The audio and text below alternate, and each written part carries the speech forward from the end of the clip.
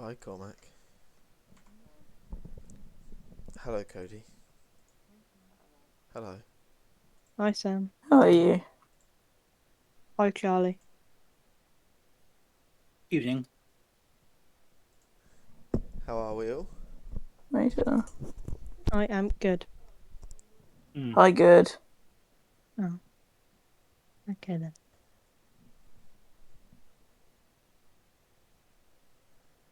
Are you right, good? Sure, yeah, I am. Hi, right, good. Oh, Yeah. great. Oh, Cody. Yeah. When I was in Cormac's room this morning, I noticed that he had a piece of paper for you. What was it? A positive uncle award. Oh, Positive Oh, uncle award. uh-huh. Libby, Libby just walked past and said, "You're a fucking idiot" to me. Hush. That seemed needless. needless. How That do you meant to think be your another joke. interview went, Charlie, on Monday? With Facebook, Yeah. it went well. I got Yeah? through the next stage. Oh, nice. Yeah, but that means I've got More to do. four interviews next week Oh, okay. with Facebook. Oh, wow. Oh, right. Okay. Yeah, What? and a meeting tomorrow with them, and another like warm up chat thing. Is So that remote working? yeah, it is. Oh, nice. Sorry, what? Fun? Charlie's joining the metaverse, maybe. I doubt it. It's highly unlikely that I do get a job there, but I'm certainly going through the recruitment process at the Yeah. present time. That's cool, man. That would But be yeah, I got through the super first. But helpful. to be fair, the first stage I think is like everyone gets through it. Okay. Well, unless you're an idiot. Yeah, they're weeding stuff out, I guess. Yeah. Yeah. But then like this one, yeah, it's just like it's mad. There's a lot of emails. I've got a meeting tomorrow with the recruiter to discuss like how to prep for it because like I don't even know how to prep for 4 interviews next week. But yeah, so other than that, like yeah, it went well. I'm sort of talking to a lot of other companies as well at the moment. Just need a job. Exciting. Yeah. That's the way of the world, I guess. Do you have a data team? I'm assuming you have a data team. We Email. don't. I mean, there's guys on our like engineering team who are more sort of data focused, but not really like a specific, like team on that sort of side. No. That's a shame. So if you did, I could maybe get a job there. I'll put in a word. I think there's basically no chance of finding a job on the Isle of Wight. Yeah, I mean, I don't know. I'm sure that there's obviously there's tech companies, but yeah, like I guess when you're talking about machine learning, you're ideally looking at some of the big boys. Or the companies that just do machine learning as a service to Yeah. other people, and you have to find it's like and then you have to find someone who does that. Yeah, I mean, I'm not an expert, but there's nobody I know of on the island doing that. I don't think. No, no, I don't think so either. I don't even have to look for software jobs on the Isle of Wight. Not that people want to move back to Isle of Wight, but it's always a place to move back to if I need to. Yeah, of course.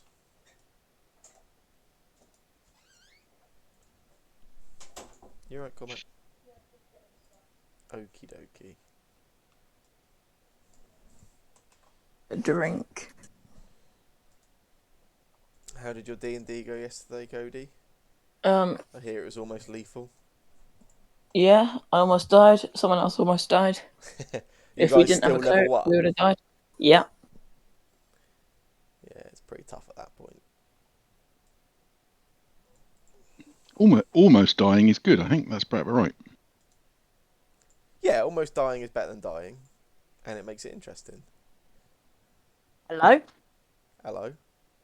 Is anyone else going to put high deafen? Yep, just about to. Cool. Although What? spelling it's hard, definitely. What happened? You'll see. Someone really needs to set up a bot to do this. Well, it was, to be fair, there was one point where we kind of had to all agree to stop because it was Yeah. getting massively out of hand, but it's creeping back again. Yeah, but it's funny. Yeah, it rarely isn't funny. Yeah. Yeah. And it's not. But you've messed up there. Oh, did I? You're meant to do the whole sentence till a full stop happens. Yeah. Or the end. What's happening? What? Okay, fair enough. I'll take that. I also spelled deafened wrong as well. Bloody stupid. I shouldn't be allowed on a phone. I'm too old. I'm just going to grab a drink. Hi, too old. Ah, yes, indeed. Well done. Touche. Yeah, my main criticism is just that it can get overwhelming because the word "I'm" is used so often. Yeah. I It had does to make- I had to start getting really creative at some points during last summer on ways to phrase sentences. Yeah. Yeah.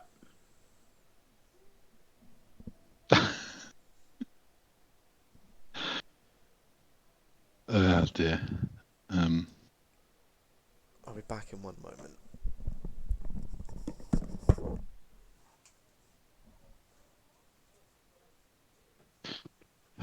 There we go.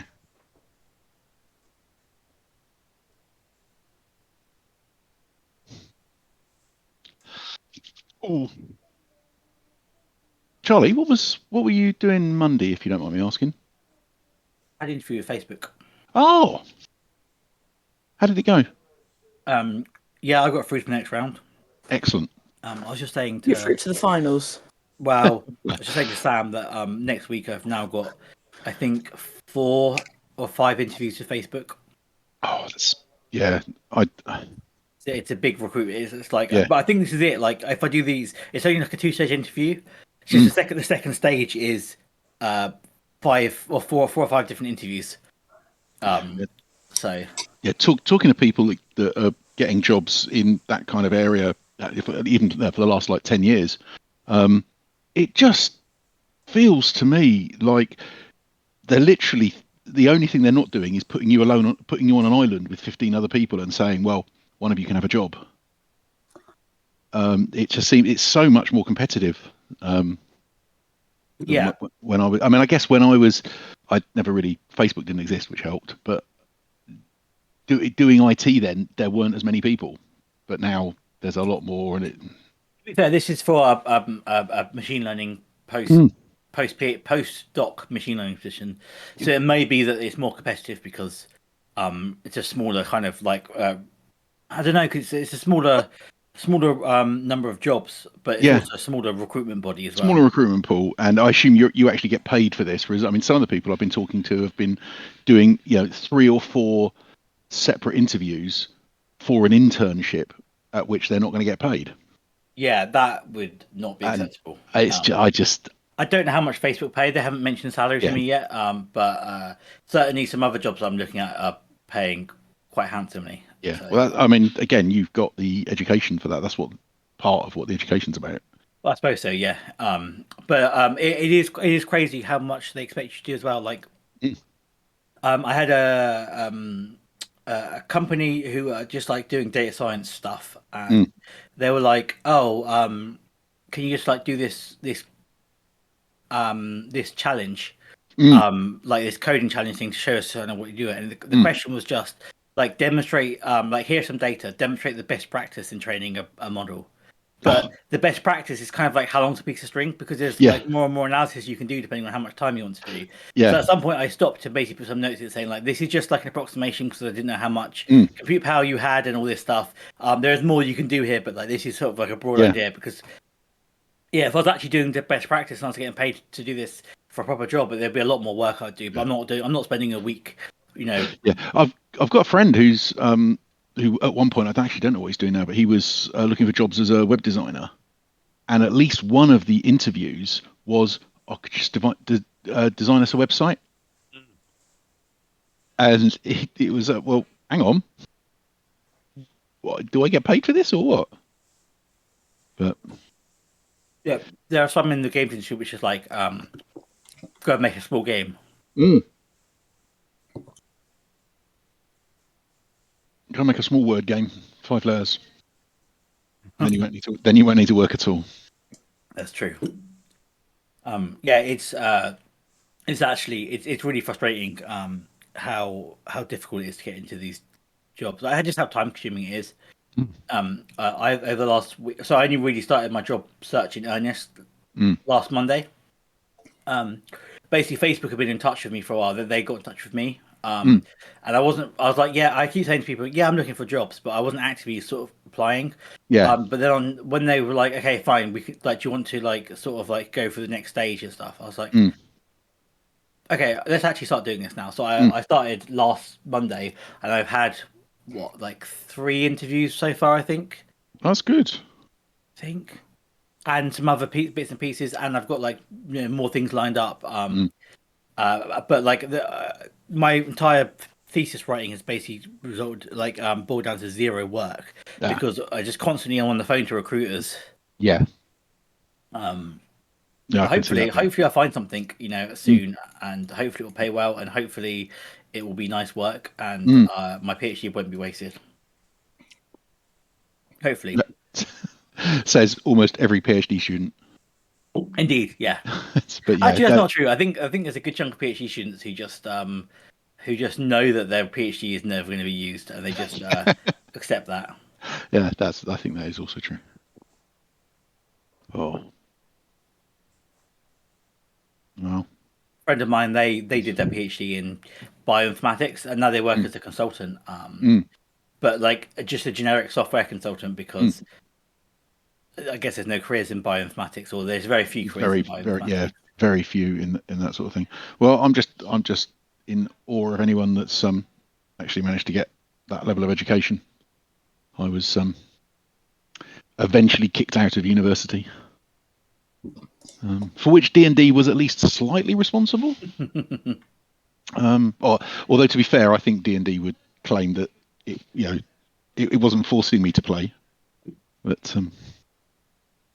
Whilst I think that a base level of education up until at least GCSEs and probably actually these days A levels is very important. So listen to that, Cormac Cody. It's very, very important if you're still there. Getting your education, doing well at school is really important, especially because if you do decide later in life that you want to do something that requires having a good education and you haven't got it, you're basically screwed. Whereas if you work hard at school and get a good education and don't use it, then who cares? Yeah, but it is always there. I mean, I'm going to be applying for jobs in about 6-7 months, I think, and even at 55, they're asking what O levels and A levels have I got. Yeah, I don't put those on my CV anymore. Yeah. I do, but then that's where my education stops. It's yeah, I just put in my PhD and my undergraduate degree, my bachelor's degree. Yeah. But yeah, so whilst I think that high school education is very, very important, and you should work really hard to get a really good, because I can tell you from lived experience of people I know not doing well in high school, and then is something that you'll often learn to live to regret. However, I think that universities and especially PhDs are something which are not necessarily should be aspirational for everybody. And if university life bachelor's degrees aren't working for you, then I think there's absolutely no shame in recognizing that and for instance dropping out or something. And that's especially true in PhDs.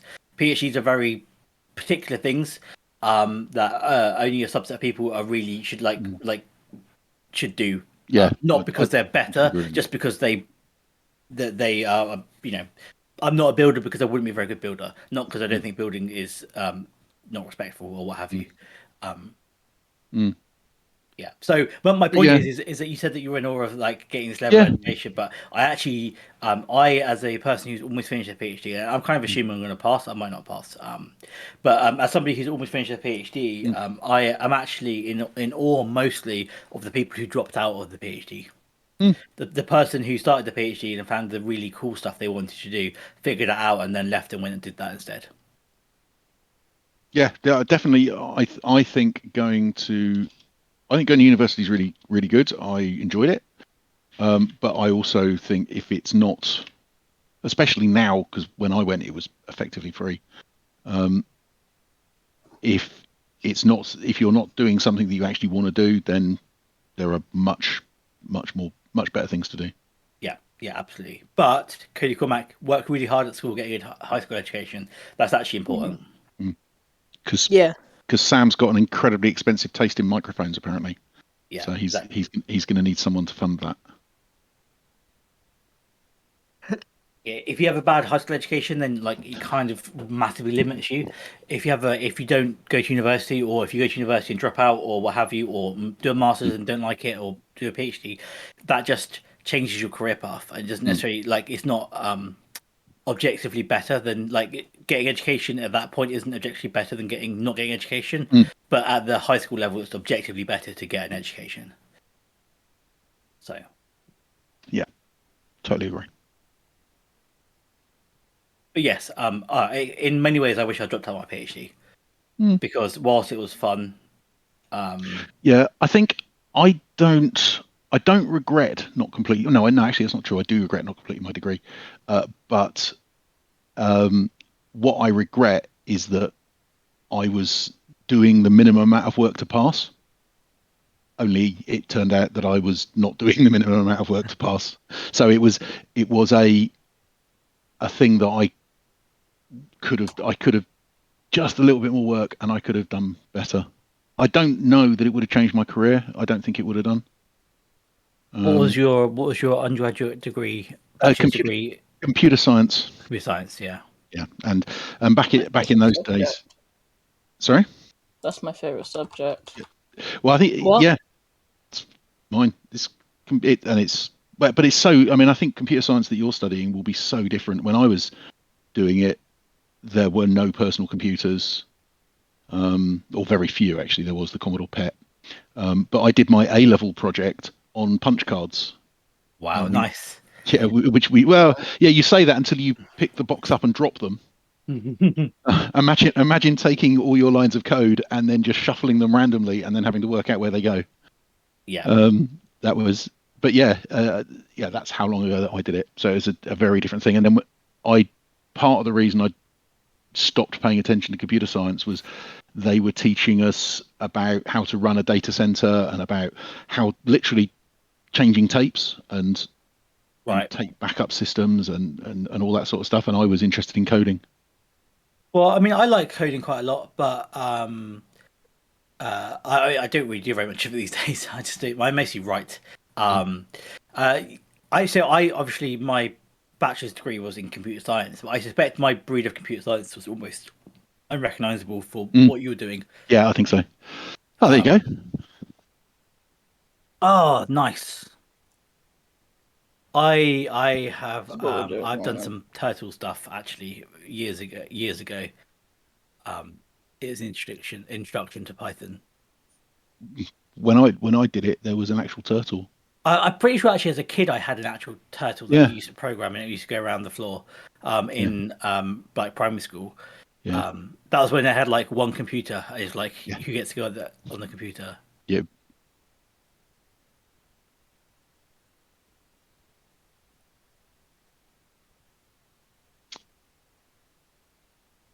That's pretty much it. It's literally steps from that to running Facebook running Facebook's quite different, but coding Facebook, it's all just iteration. So I think that the biggest thing is, I mean, this is the biggest thing for me.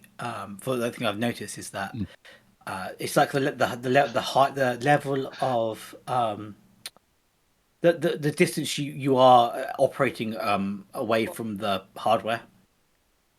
Yeah, I mean, my first A-level project was in assembler. Yeah. And machine code. So yeah. Whereas I write in Python these days. Yeah, well, yeah, so do I. I mean, God knows, and Python, is I'm assuming Cody is doing Python. This is Python. Yeah. But there's blocks there which looks a bit like Scratch, like some sort of Scratch variant. I don't quite know. Scratch variant. Yeah. But then you can also do it in code if you want to.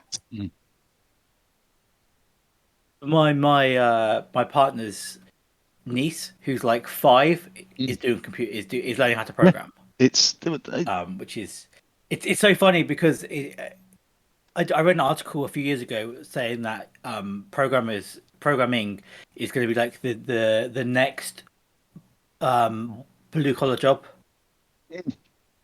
which is interesting because everyone says, "Oh, do computer science; it'll get you a good job in the end." And maybe that's not true actually anymore.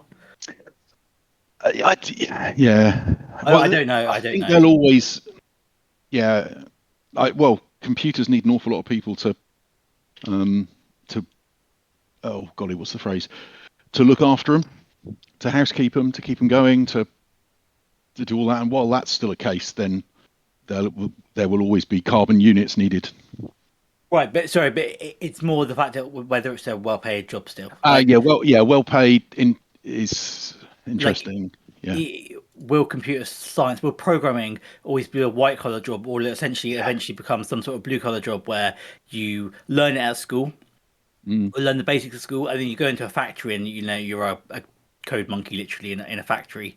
It's essentially like the equivalent of modern day. If you think of software as a product, rather than getting a manufacturing job where you're in a factory hand stamping sheets of metal or something, you're in a factory writing code. Well, I think quite a lot of, obviously there is quite a lot of people stamping metal still, but I know, I guess because I work for an engineering company, I know quite a lot of coders who started programming lathes and CNC machines, whatever they are. I don't even know what they are. Actually coding from there.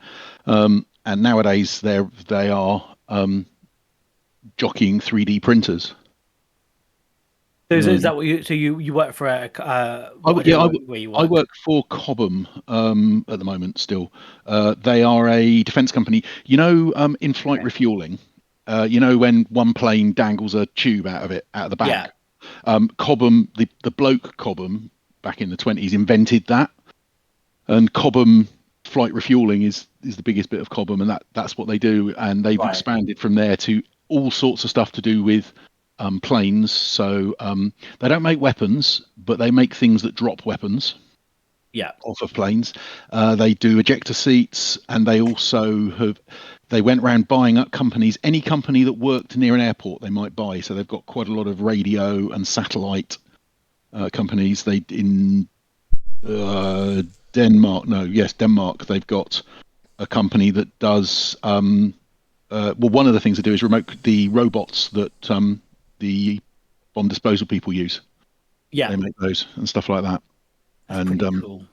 There's an awful lot of cool stuff, and they do the same company in the States. They do stuff with Google, and when both Google and I think Amazon as well were putting the internet on hot air balloons. So you hot air balloon, it's like a low flying satellite, really. Okay. I've not heard of that actually, but that's pretty cool. Yeah, that was one of their ideas. There's some of them in the Ukraine now. I think Musk's Starlink satellites have, in many cases, taken over from that. But it's one of the things that they do. And Cobham built the receivers for that.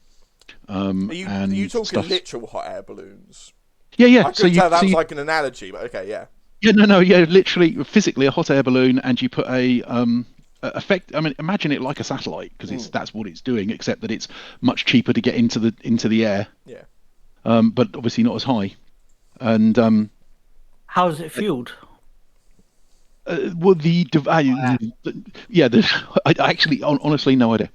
Okay, I'm just wondering because obviously the point of a satellite is that it doesn't really need any fuel or very little fuel because it's outside of gravity. But then I wonder, like, you could probably build one of those like very thin hot air balloon out of foil with like some sort of solar panel on top. Maybe that's enough power to run something. I think the big problem solar panel with some fans, but I think the big problem is that it will eventually blow off course. Yeah. But I think they were designed to be disposable. So you set them up, and especially with the guy that I was talking to from Google many about 3-4 years ago, was talking about using them in disaster sites. So somewhere where the infrastructure has been destroyed, Right. You take them and then you literally just start chucking them up, and if they're running 4G signal, etc., people's phones can then talk to them. So this is a And temporary thing rather than a permanent thing. that was what he was talking about. Yeah. That's a really good idea, actually. Like, Yeah. you get to. I think I've heard this before, actually. Maybe from you in the past, or maybe from somewhere else. Yeah. Like, vaguely remember hearing something about this. Yeah, that's such a good idea. Like, Yeah.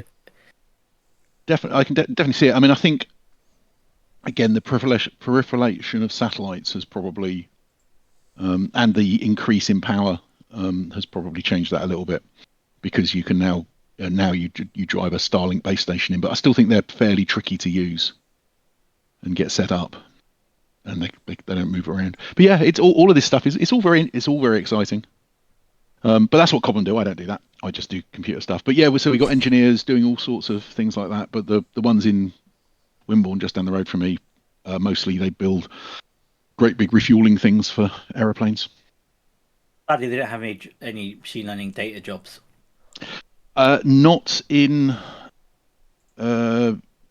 Not that actually, I've honestly got no idea. I'll have a look tomorrow on our website. I've had a quick look and I can't see anything. But Yeah, no, I'm not aware of anywhere where we're doing that sort of stuff. well, I expect you have some data scientists doing some stuff. We have I'm sure we've got data scientists, and as I say, the guys in Denmark who are also in Concord, which is just up from Google. They do a lot of satellite stuff. There's a lot of coding. Although they've the day that Russia invaded Ukraine, there was some sort of hacking attack, and it took down a load of Cobham satellite equipment. Right. And the article I was reading was basically saying, we told Cobham 4 years ago that this stuff wasn't secure, because they'd sent out things with hardwired credentials, backdoors, not encrypted control traffic, all this sort of stuff, and Cobham hadn't fixed it. And then, coincidentally, on the day that Russia and Ukraine go to war, a load of them got hacked and were broken. So wow. that's I would say that isn't actually Cobham anymore. Technically, that company got sold, so right. It's not us, but it is us. Yeah. It was and again, I didn't do the security for them, so it's not my fault. And I did, in fact, point out to them years ago that their stuff was running Telnet, and which is a protocol for logging into stuff, and it's clear text. So when you type your password in, it gets passed across the network in clear. Telnet. Telnet. Yeah, isn't Telnet like very old? It's incredibly everything on the internet is incredibly old. But yes, Telnet is incredibly old. Telnet was considered insecure in the early 90s. Yeah. But it's still available, and I think by default, it's only with Windows 10 that a Windows server wouldn't have a Telnet server running on it automatically. But computers, terrible. Out of interest, how do you encrypt your data? I'm not asking you to say any secrets, but like, what's the kind of state of the art for like? Oh, God knows. I'm not. You want to talk to people doing PhDs about that sort of stuff? I mean, you're talking about keys.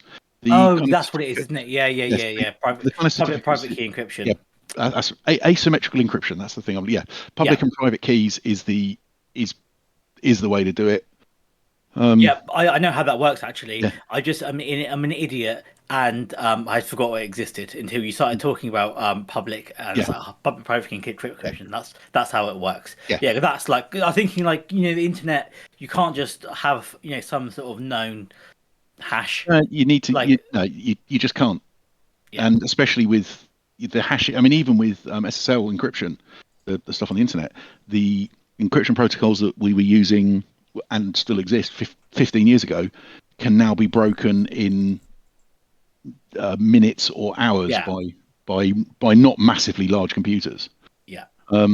And I suspect some of them can probably be broken in real time by some of the bigger sites or countries. But encryption. Everything encrypted. Private, public keys. Don't give away your private key. My password's Cormac. Yeah.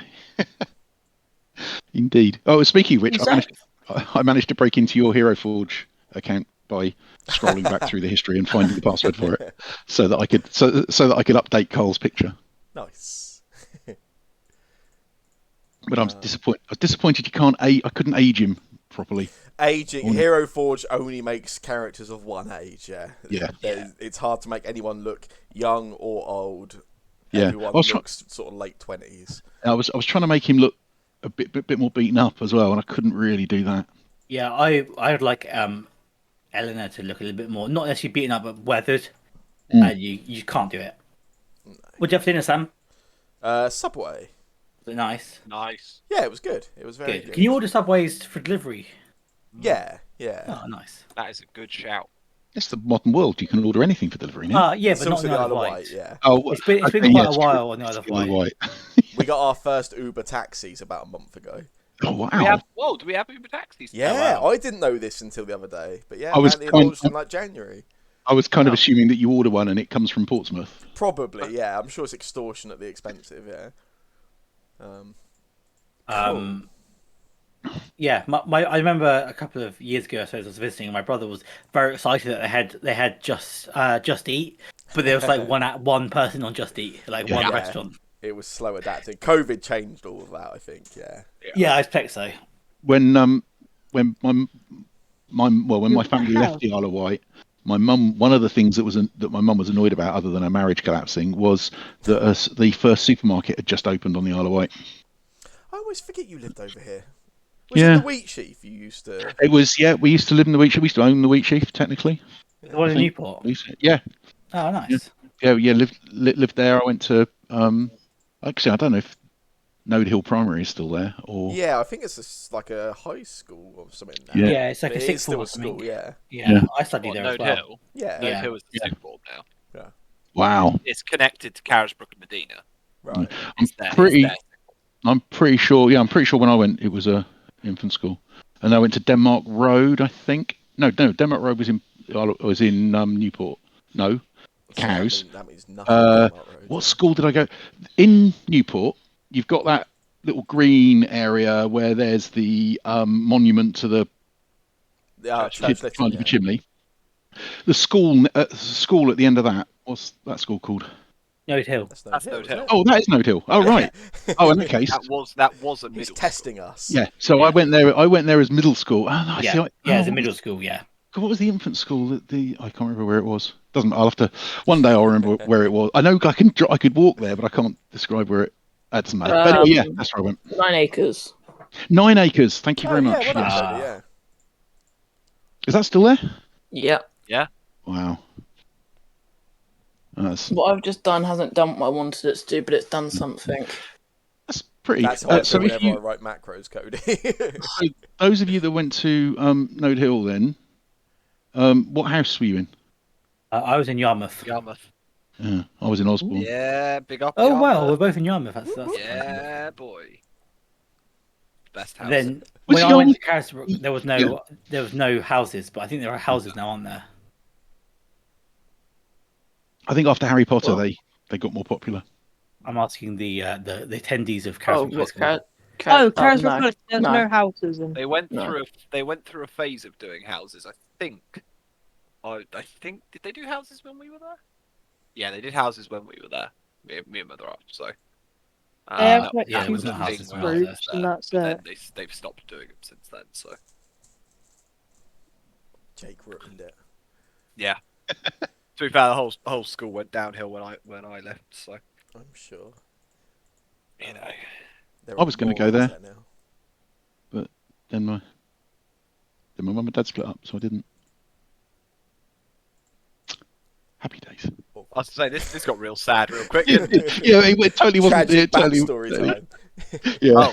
Oh, can the science teacher say something for a second? Go for it. Charlie, you said that satellites are outside of the reach of gravity. That's not true.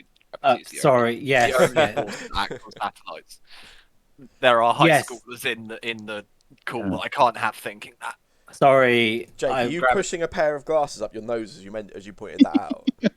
If I had a pair of glasses on, I would. It upset me, and I was waiting for a right time to say No, it. no, then you're everyone right. kept I was talking just I was shortcutting the description of how satellites work because Yeah, because what I meant to say was they are outside of the need for internal power sources Yes.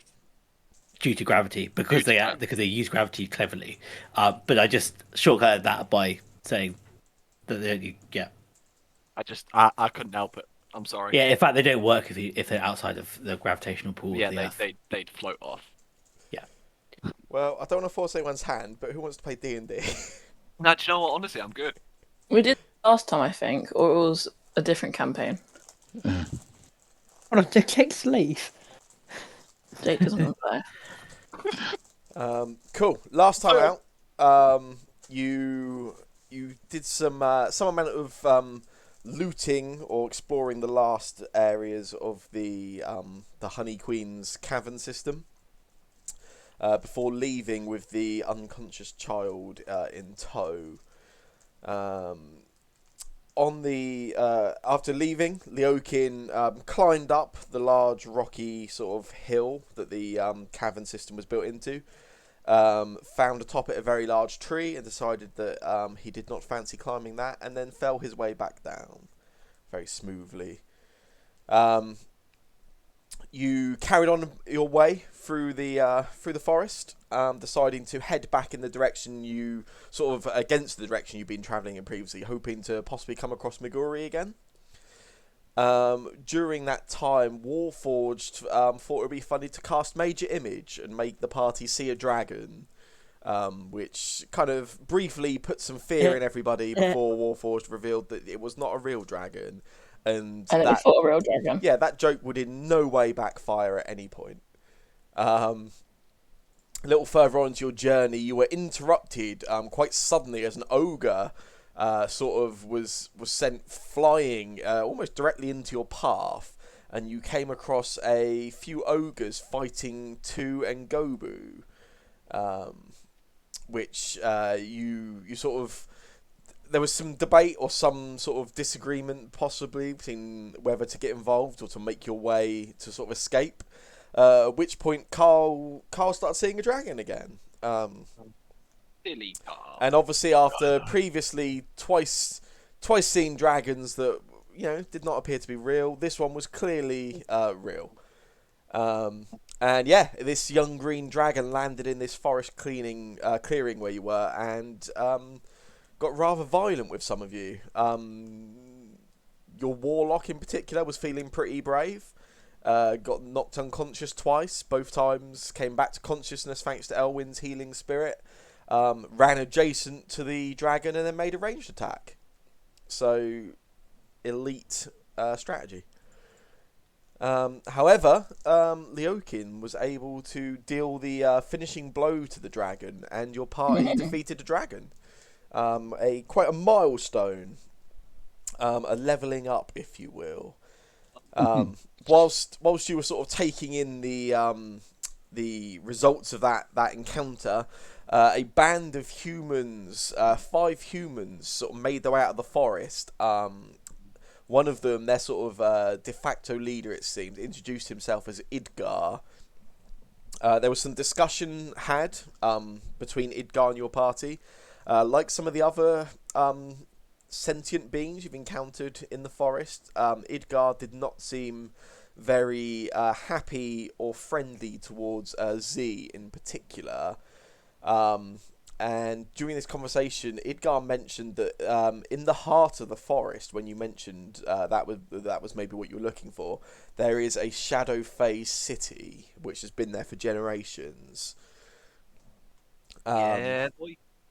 Idgar at that point and the rest of his party escorted you back to their sort of makeshift village, their tribe, where his grandmother, the sort of tribe elder, initially, like Idgar, not very happy to see Z, but then warmed up somewhat when she recognised that the child you had in tow was her sister, who she had not seen for many years.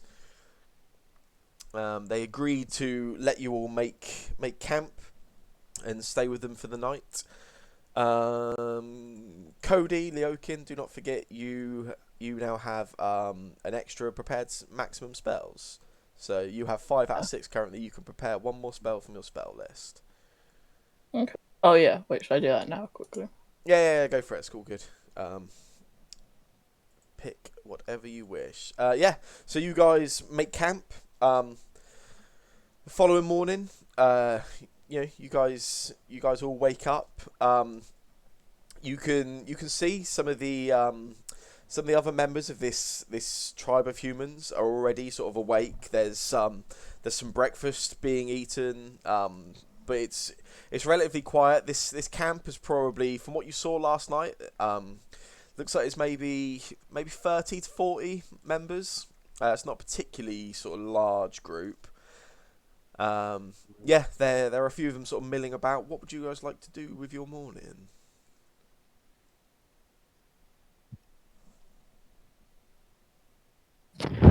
Pair spells. Yeah, everyone has the benefits of a long rest and has been leveled up. If you want to Do you prepare guys- spells like that, you can. Did you guys all see that spell I just prepared and unprepared in chat? Yes. Yes. Yeah. Which one? Set Magic. all and detect magic. Yeah, that's annoying. Okay. I was wondering if I could keep it quiet while I was doing. They'll never know. I know the detect magic's fine. That was a test one, you see. What was I going to say? What's the name of the grandmother? I don't believe she actually mentioned it, well, but yeah, I don't think it's directly mentioned. But her name is Haleva. Haliva. Yeah. I'd like to talk to her about what happened and how Lila came to disappear. Yeah. Do you guys as a party want to go and speak to her? She doesn't like me. I'll stay away. Warforged, Yeah. Jokin? Yeah. Emma? I'm fine. Yeah. Everyone other than Z. Good. I sit and attune to this. Yeah, no worries.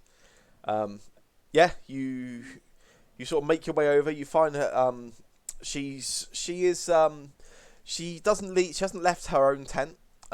Where her sister has remained overnight. Her sister, as you sort of enter, you can see that Lila is laying on a bed. She's still unconscious. Doesn't seem to be any sort of signs of change from her state from when you last saw her last night. Heleva, she looks up as you enter the this tent, and she seems quite friendly to you, especially having had a bit of time to reflect on the slightly unwelcome presence amongst your group overnight. And she looks at each of you and sort of greets you. Good morning. I don't know. Perhaps last night it was all a bit of a blur, if you will. But again, we would like to extend our thanks for what you have done in returning my sister to us. You're welcome. How did she come to be lost?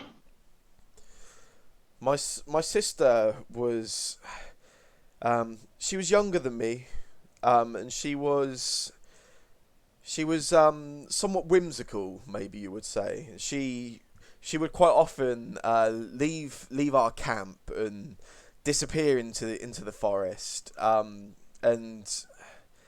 one day she just never returned, and we never truly knew what had happened to her. My parents, my mother in particular, I suspect that is probably what led her to pass at the young age that she did. It broke them. Yeah, losing a child's hard.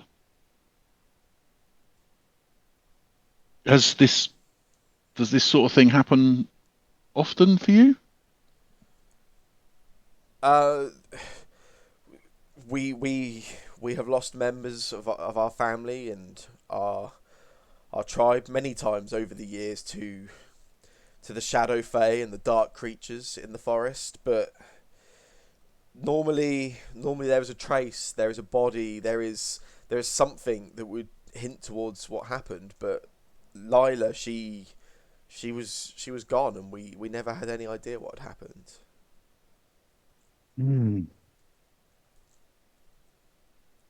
Well, I'm glad she's returned now. I hope she recovers and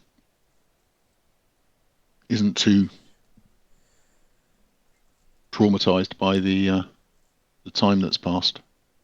We are praying for her. She seems alive and healthy, but there has been no sign of breaking whatever slumber she is in currently.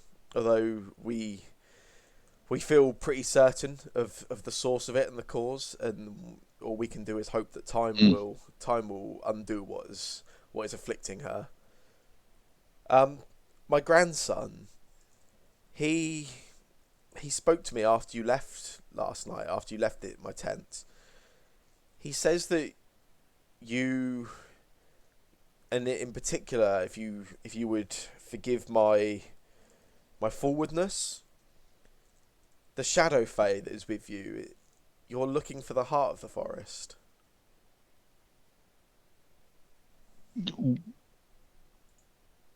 We are. We're really looking for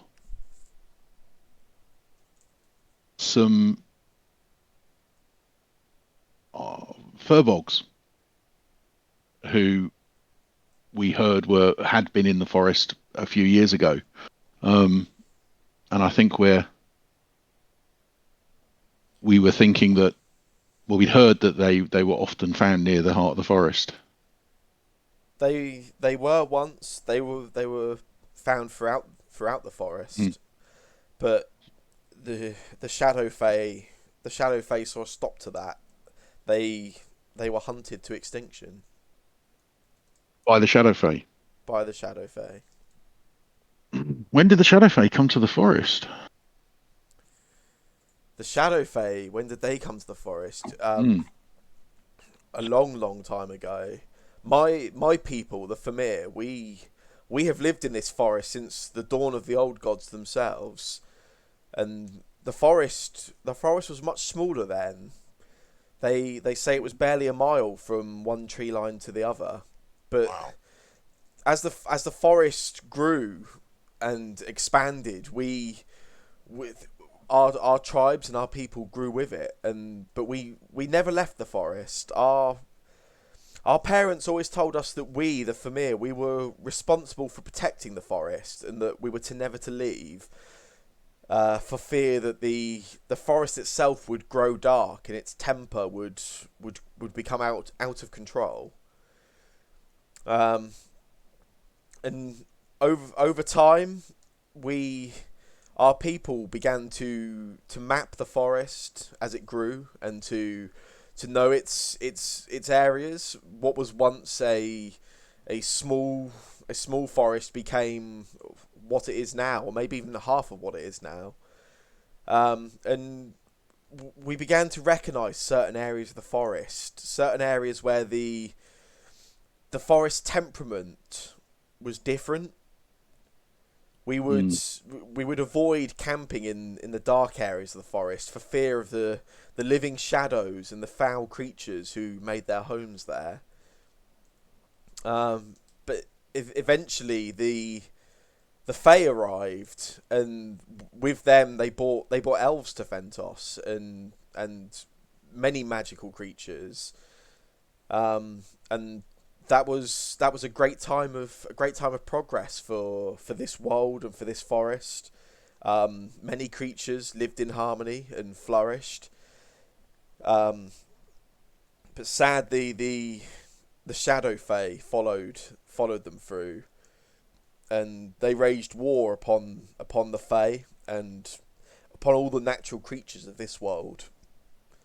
And their numbers quickly grew out of control. More and more of them poured through from wherever they originated from, and they built they built a city in the heart of this forest, beginning right where the first trees began to grow, and ever since our people have never returned there. We do not have the strength, we don't have the numbers to contest with the Shadow Fae. But So they've been expanding and taking over more of the forest. their city does not expand. It's been pretty steady in size from what we have seen and what we have tracked. But their influence, there are whole areas of this great forest that were once beautiful that are now sullied by the darkness of the Shadow Fae and the foul monstrosities that they have brought. So do you have any contact outside of the forest? We have never left this forest. Myself, my family, my people, my ancestors. We were always told that to leave the forest could anger the forest, or that somehow its temperament would become out of control. We were the guardians of the forest, I suppose. Guardians of the forest. So you didn't take part in the war with the elves. Did that war come to the forest? That war was The war between the humans, or between Austril and the elves. Oh, we are aware of some of the happenings in your civilized world. Yeah. People have entered the forest. We are somewhat aware, but it is not our business to interfere with the wider politics of this world. I would just like to point something out to make something clear in case it was unclear to you. Our friend here, Xavier, who you seem to have pegged as a Shadow Fae, their coming to the forest has nothing to do with the city. In fact, we were unaware of the city. I understand that for you, there is a deep dislike and distrust of their people, but I can assure you that they have no part in that. I don't want you to think that we are coming under here under false pretenses. I can see how this looks, maybe from an outsider's point of view. Also, Sorry. carry on. No, you will forgive us for being guarded, but we are willing to extend hospitality to your party and to your companion. Okay.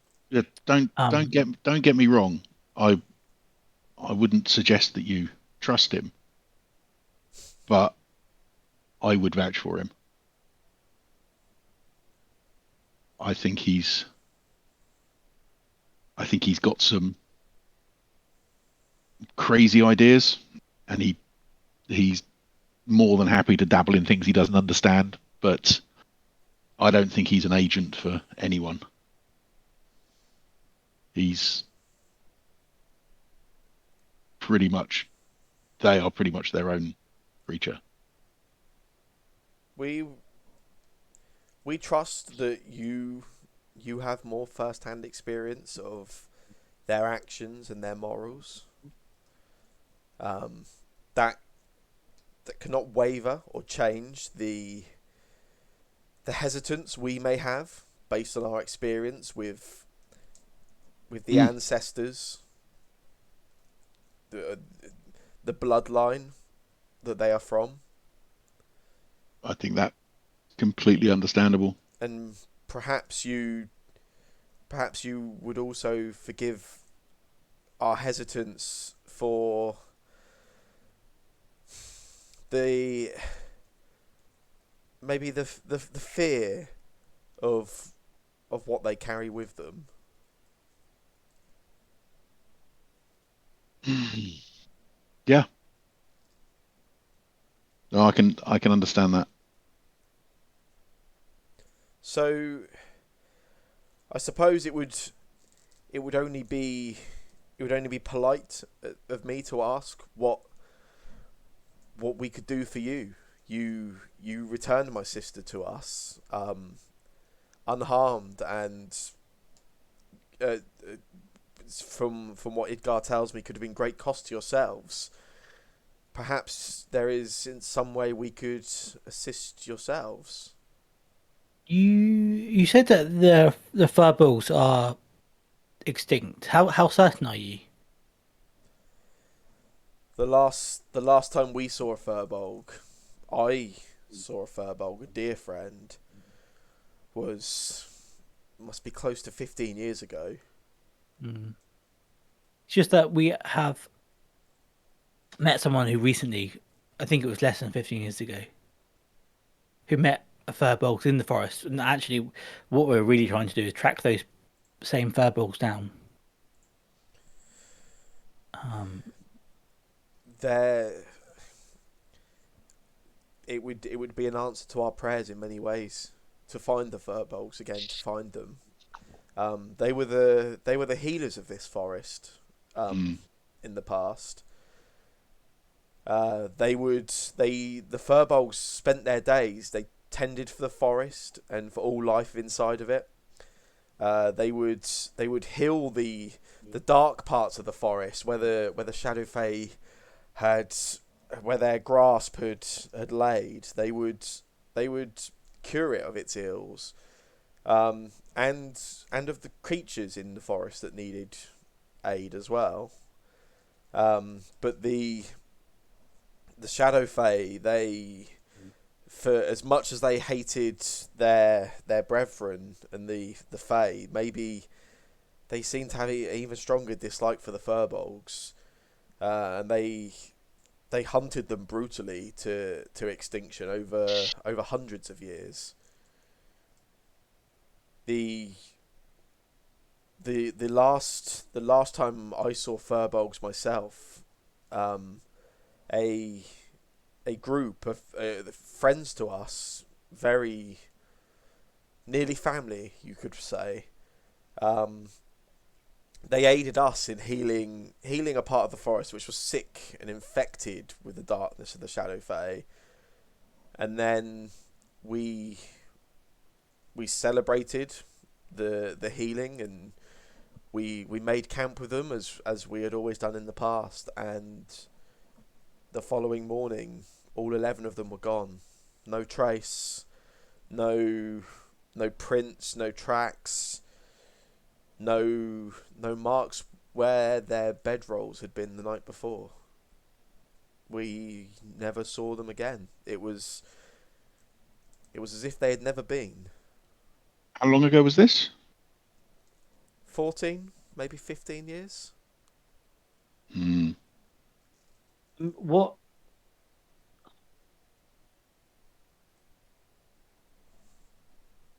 was got a name? Was one of them called Bajor, Azure? I think. Bejor. It's that name does not sound familiar. Perhaps these aren't the same furballs. It would greatly warm my heart to think there was any furbolgs, and more so multiple groups still out there. Let's hope so. It is our belief. I don't know. We've debated it many times amongst ourselves. Some of us believe that the Shadow Fae were able to somehow punish them for using their healing powers. Others, myself, I think they were scared. I think they knew the Shadow Fae could locate them or track them when they did whatever it was they were able to do, and that they would flee. Maybe that's just me hoping. So do you think they fled the forest, or do you perhaps hope that they're hiding somewhere in the forest. I couldn't even guess. There was, like I say, there was no trace. It was, if it wasn't for your own memories, it was like you would not have believed they had ever been there.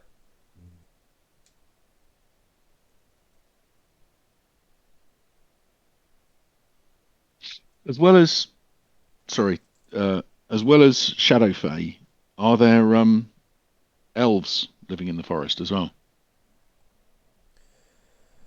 The the f- the Fae themselves, the ancestors of the elves, they they still have their presence in some parts of the forest, but they have they have retreated over the years. It seems we see them less and less than we did in the past generations. Mm. Maybe perhaps they have resigned themselves to defeat by the Shadow Fae. Mm. Just you and the bear folk. The the bear folk, they are honourable people. Mm.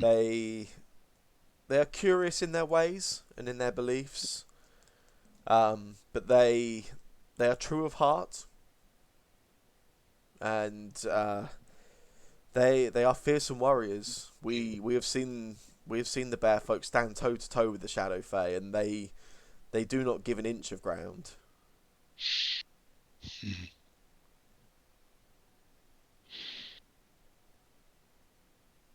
You you asked what you could do for us.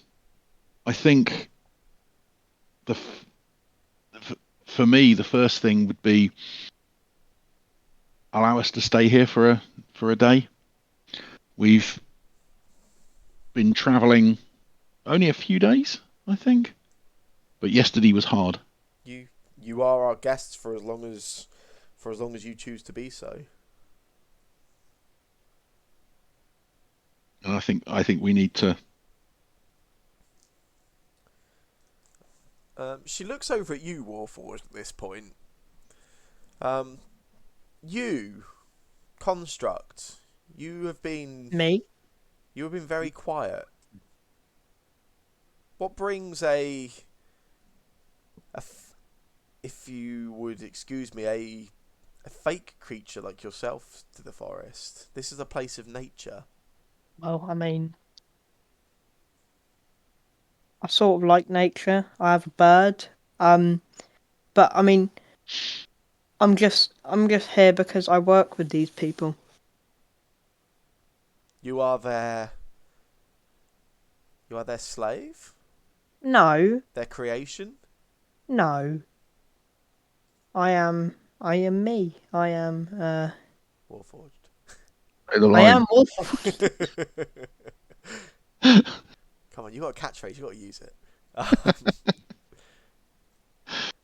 And your kind, we have never seen one like you before. Where do you come from? Oh, Your kind or yourself? I came from a creator. He made me. And you are a creature of magic or a creature of nature? Well,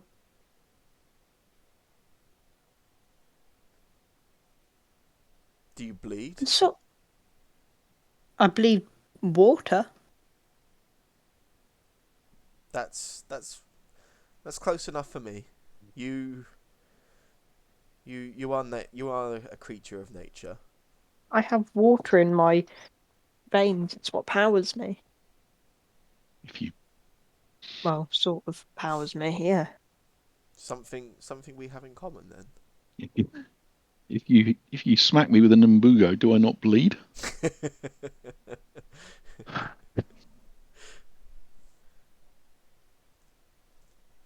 um, she she stops at this point and she says, if you'll forgive me, I would like to spend some time with my sister now. That is fine. That, that's fine. Thank you for the law dump. Um, Idgar steps forward at this point, and he says, thank you, grandmother," and he sort of ushers your group out of the tent, and he sort of ushers you out and takes you, on a sort of short stroll away from the tent. He stops to talk to you.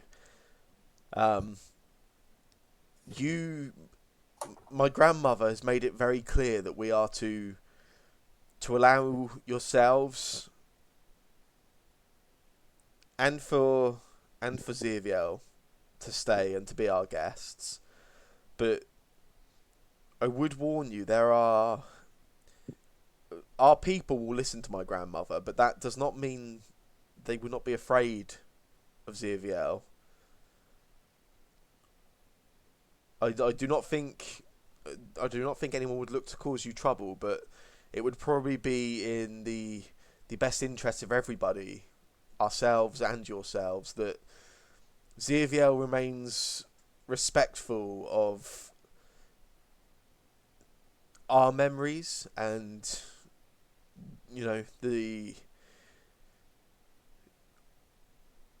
what they represent.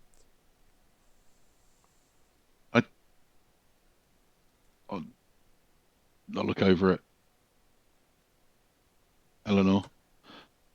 I think we can say that Zivia will be respectful as he ever is. They do not. They have not struck us as a quiet character.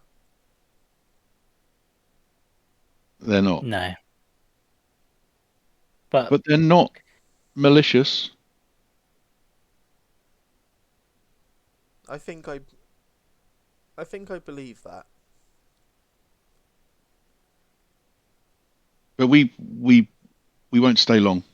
Just today, just to rest and to plan what we're going to do next, I think.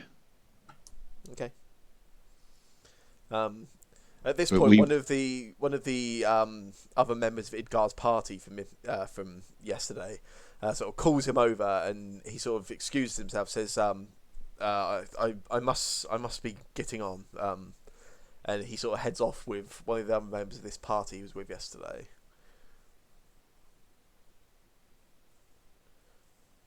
What would you guys like to do?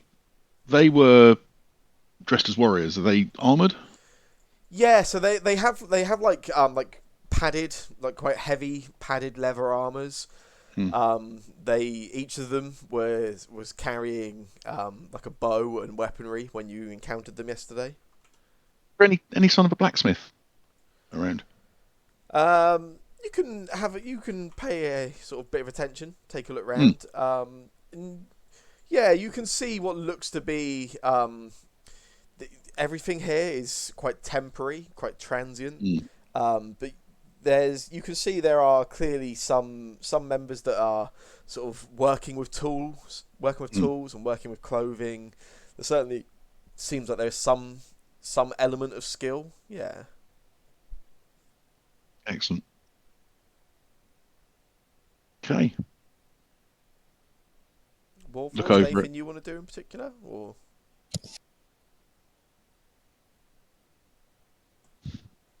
There's nothing I want to do if you're going to ask me next.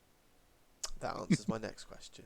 I'm going to suggest that we just spend the day, think about, our experiences, embrace the leveling up, and just get ready to carry on traveling. I think we need to have a talk. Eleanor, where are we going to go next? Yeah, I agree. Yeah, but for now, I'm going to go and see if I can get my pack sorted. Maybe see if I can find someone to darn my clothes. And possibly a drink. Yeah. A drink sounds good. A drink. Okay. Anyone else got anything in particular they want to be doing, or No. the quiet Z just staying out of trouble? I'm being a good boy. I'm in my tent. I'm reading my book. I'm being good Best because you can otherwise, do. I'll get in trouble. At some point, I think I probably would put my head in the tent and just let Z know that Eleanor's vouched for him. So That's unfortunate, don't isn't it? don't do anything to embarrass her. I mean, really, that's on Eleanor at that point vouching for me. She should know what she's lined herself up for. I'll do my best.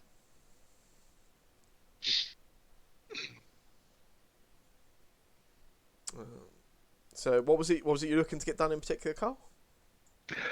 I'm gonna go through my pack. I'm gonna see whether I need any sort of top up the basic ration type stuff. I might actually look for some food, get some drink, and I want to find a blacksmith to give my armor a going over my chain. Nice. Okay. I feel it's been a while. I might do a little bit of sparring. If anyone's interested in. Anyone's brave enough. Yeah. No. I'll work on my rapier technique. Yeah, one of the members of the tribe offers to sort of go over your armor to sort of repair it somewhat. Any damage that's been done to it, just bring it back up to. Excellent. Yeah, I will take him up on that. I will. It's been chafing specifically sort of around the arms and shoulders. I think I've possibly put on a bit of bulk since we've been going around. So I'll get him to or get them to adjust it a little bit. Yeah, that's cool. They will work away on that for you. They seem quite happy. There's no sort of request for reimbursement. They seem quite happy to indulge you as guests. Can I find somebody who sort of, well, anybody I suppose. I'm gonna. Is there a cleric around? Yeah, you can. There's certainly you're able to find a member of the tribe that fits into sort of role of a healer, I suppose. Yeah. Yeah. I'd like to seek this person out and bring him over to our party. Yeah, that's cool. Let me... Carl, Yeah. would you like to explain to this sorry, I didn't catch your name. Alyssa. Alyssa, would you like to explain to Alyssa here about your rather embarrassing problem? They might be able to help you. After a few moments of misunderstanding, I realise you're talking about the shield. Yeah. Well, we can look at that. I mean, it'd be interesting while we're perhaps got a little bit of downtime to maybe test its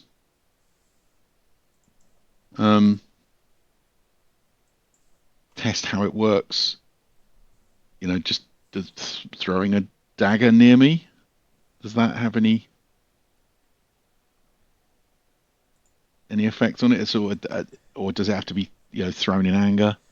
But yeah, we'll talk to the cleric about it.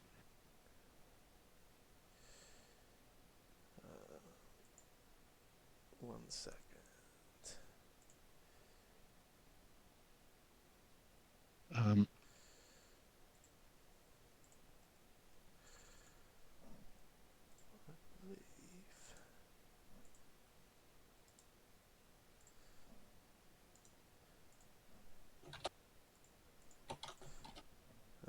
Sorry, I was just answering a question somebody sent me. Secrets.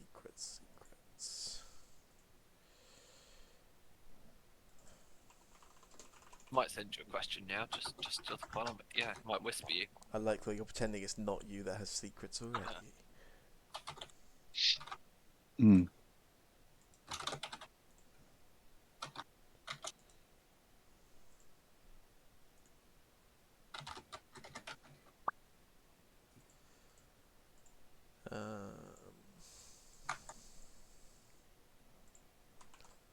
God, now more people are sending me whispers. What are you all doing to me? I'll be back in a moment. You give us cool. downtime, we're all going to go and That's and do it. stuff. Just secretly go off and do your own terrible, dirty deeds. I'm just like messaging everyone. Are you? Cool. Sorry. Yes. So Alyssa, who is the sort of the closest thing to a cleric you're able to find, she listens to your story of Carl's affliction. I Yeah, guess. I'm not sure. Yeah, it's just I don't know if it's an affliction, but it seems to be a weird side effect of this shield, some sort of magical bullshit. She spends a little bit of time. She looks over the shield. She spends some time. Sorry, one sec. What charger? Oh, yeah, it's in my work bag.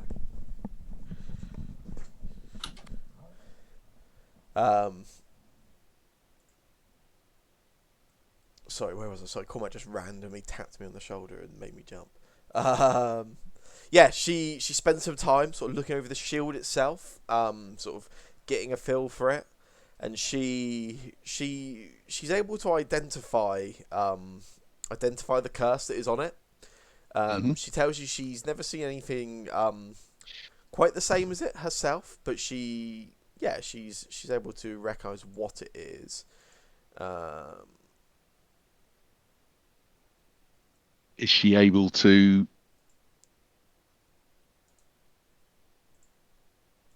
What can we do to? Yeah, what can we do to get rid of it? Oh, specifically, one of the things I'm going to ask her is that I've been told that if I get too far away from the shield, that I'll suffer excruciating pain.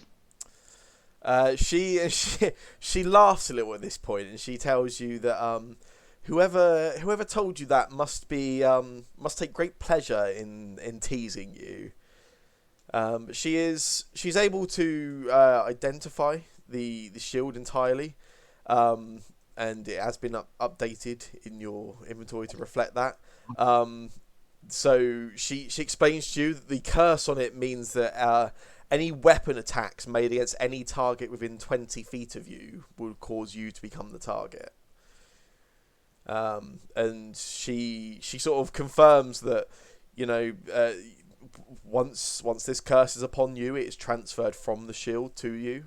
You can drop the shield. You can break your connection to the shield. You could leave the shield here and leave the forest, but the curse would remain. But the other parts to leaving the shield behind, maybe that was an exaggeration on somebody else's part.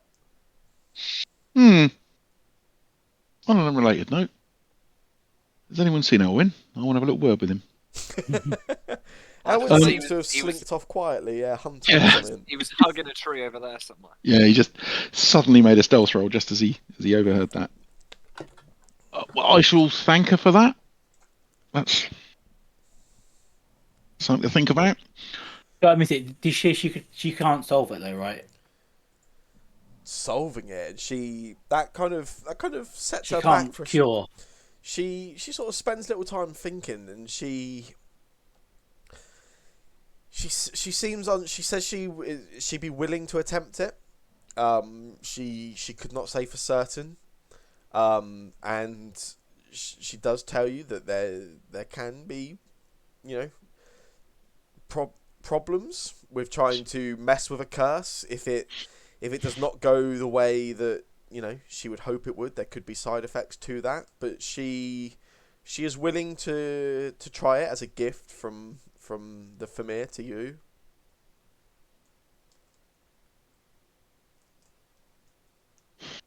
I don't know.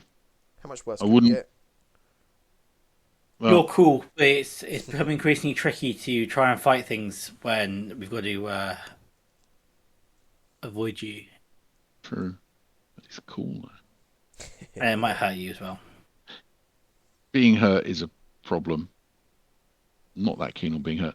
I'll thank her for now. I've got to go and have a word with someone, Hmm? and we'll come back maybe later Yeah, that's cool. to that. And then Carl goes off and does some fairly violent training. Warforged, you are just being Warforged, I assume. Yeah, I might have a drink of water. Oh, exciting! Yeah, you can have a drink of water for sure. Thank you. You guys just plan to sort of anything else in particular? Or are you just you're just planning to sort of take a bit of a rest day? I think. It's good to have a self-care day every now and then. Well, let's have a little chat. Oh, relatively away from everyone else. Drag Z out from his tent, Yeah, or maybe yeah. in Z's tent. Yeah. And All right. What's that? I was being good. I was keeping out of the way. What's yeah, up? no, you've done well so far. Pass on the the stuff we've learned, that the furbolgs have possibly been eradicated. Whoops, my bad. Yeah, don't say that. MB, MB. Um,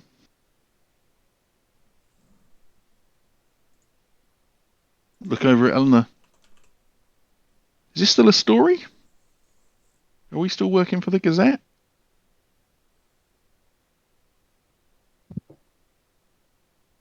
Man,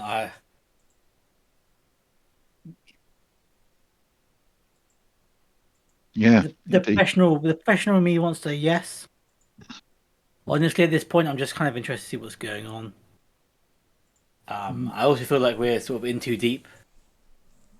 I'm in too deep. Yeah. Yeah. You're not too young for that song, Jake. Nah. Yeah, I'm trying to keep up above in my head, but instead I'm going under. Indeed. No. You could say this session is all killer and no filler. I remember I had that album as a child when it first came out.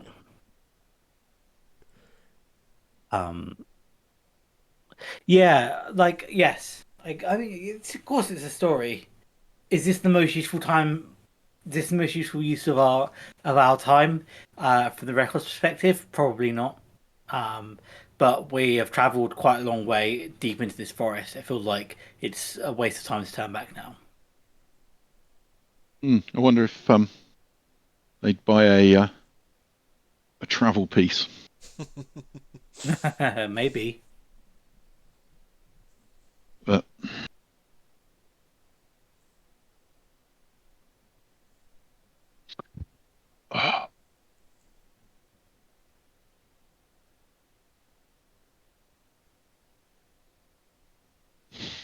Garvin, mm, you haven't like grown any additional limbs or anything, right? Overnight, or like had an what? arm fall off or anything like that.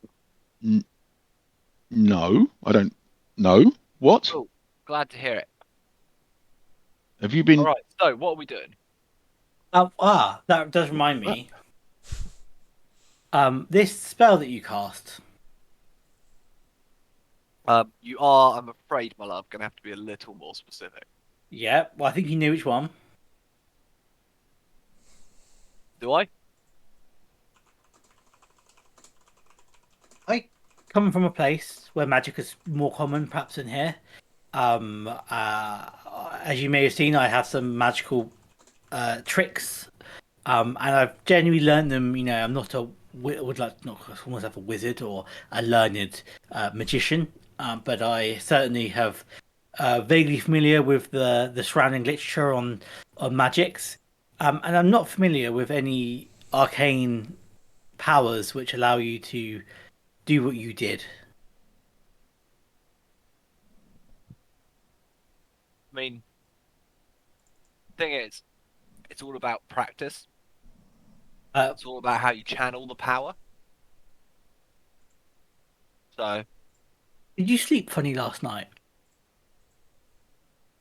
did I sleep funny? I mean, I don't know. Yeah, You lot would probably think I sleep funny every night, but no, not that I'm just aware of. You just don't know if you're not woken up in a bad mood or something. Just because I'm fairly sure yesterday you told us that you're perfectly happy to tell us about this particular spell, and now you're being obtuse. Oh, I know. Just everyone here seems a bit on edge. I've just put me in a bit of a mood. Look, it's a spell that I learnt from the book. Ah, Okay, I studied the book. The book showed me the sigils and the runes that could help me cast it. I thought I'd give it a whirl, and Carl isn't dead, so It's really not stressful then, is it, if it's from that book? all worked out for the best. Yes. Tell me you had some idea what it was going to do. Oh yeah, I'm not an idiot. Like, I'm not just gonna cast a random spell at you with no idea what it'd do. Can I have that in writing? Absolutely. and so what does it do? It heals. It's a reinvigorating, rejuvenating ray. It absolutely smarts. And that's all it does. Yeah, you saw Carl. He was a bit beaten up. All of a sudden, not so beaten up. Can I'm yeah. What do I get any sort of read on whether these bullshitting Oh, go on. or has more information about this? Because Go I on. don't. I'm not sure the way that you're presenting initially. Can I? Is that okay if I roll insight? Yeah, definitely. Yeah. I'm trying to get away from just asking to say like I roll insight. Terrible roll. That's Great. Cool. Z, do you want to? I just realised I hadn't rolled my portent yet today. I see. So I'm going to roll those quickly. Convenient. Cool. Make note of those. Indeed. And then I will roll a dice. Indeed. That was those. And I will roll a dice.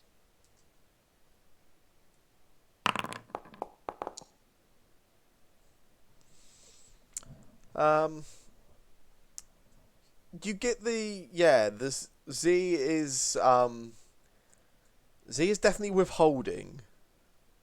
Wahaha.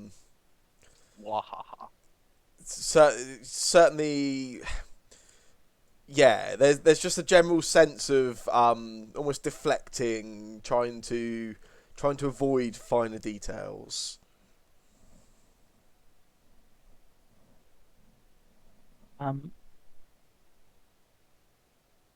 Doesn't have the power to hurt, does it?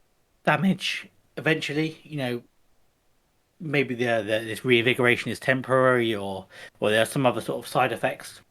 It's just, as I say, I've never seen something quite like that comes from the sort of the arcane. And as I say, I'm not an expert in the arcane, but I'm not an idiot either. I mean, as far as I've noticed, and I have been checking in with Mr. Garvin, doesn't seem to be any side effects. It doesn't seem to have been temporary. Is this not just another form of what Leokin does? That's Or how even- I interpreted it, yeah. Or even Elwyn. Elwyn's. I mean that token, the totem that totally doesn't look like a rabbit. That heals. So then, why did you ask if Carl here grows any extra limbs or any other weird side effects? Well, because, as you've said, Come on.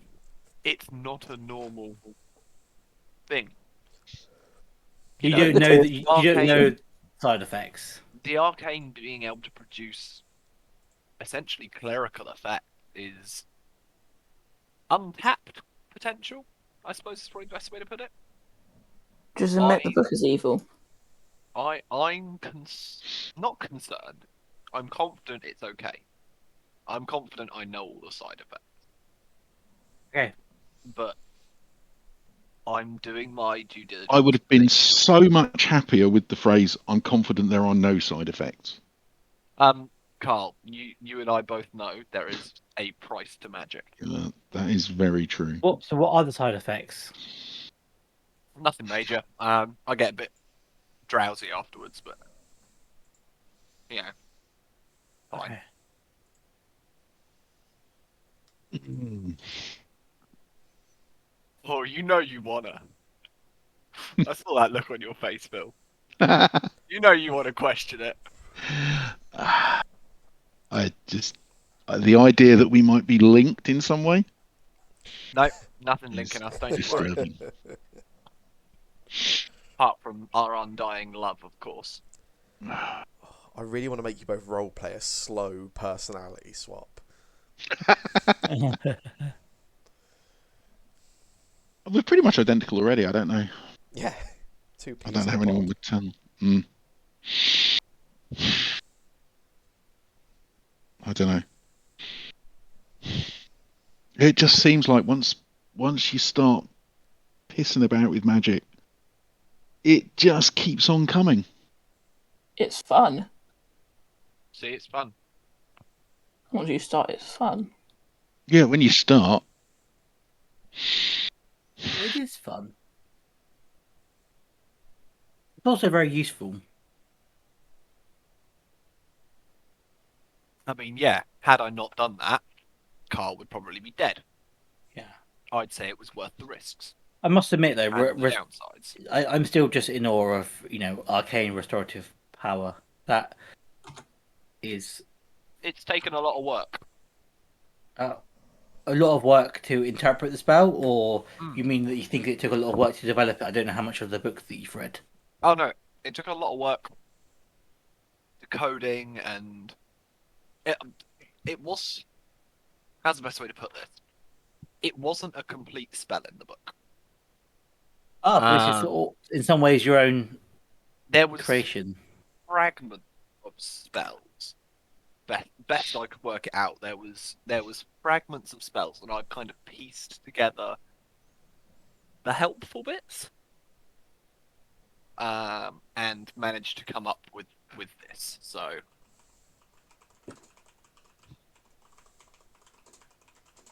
Do you ever find out of character what this spell actually does? Because I'd quite like to know what it does. you might find out.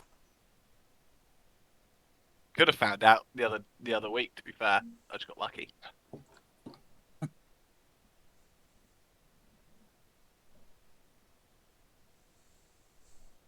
So, what's the next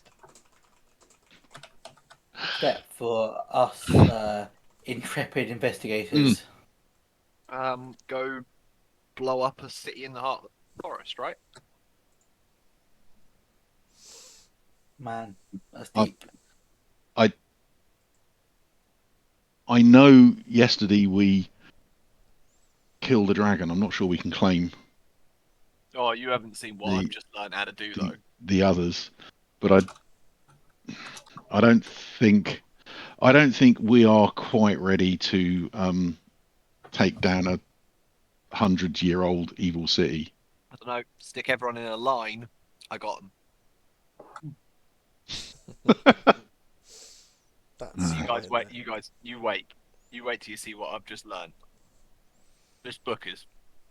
You'll mind my Sylvan. This book is fucking awesome. Whilst you guys are having this conversation, can I get everybody to make a perception check for me, quick? Anyone want an 8? No. Oh, I didn't think so. It's not their choice. You can just do it. It's true. Can I I have an can 8, just, Jake? I can just Can I give have an 8? somebody. Why is yours private? Oh, there you go. It's just. I am Oh. willing to bet that an 8 will be better than what I roll. I am traditionally terrible at perception. Mr. Warforged? I know. Jake, can I have an 8? No. Can Saving Warforged have an that. 8? Saving it for when an Ngobu tries to stamp on Yeah, but I mean, to be fair, you got a 7, so it's not much worse. Whilst We're you're better than whilst you're having this Yeah. conversation, Eleanor, Z, and Carl, you all notice that Alyssa, the cleric, she appears to be gesturing towards Carl, and gesturing for him to sort of come over, to come back.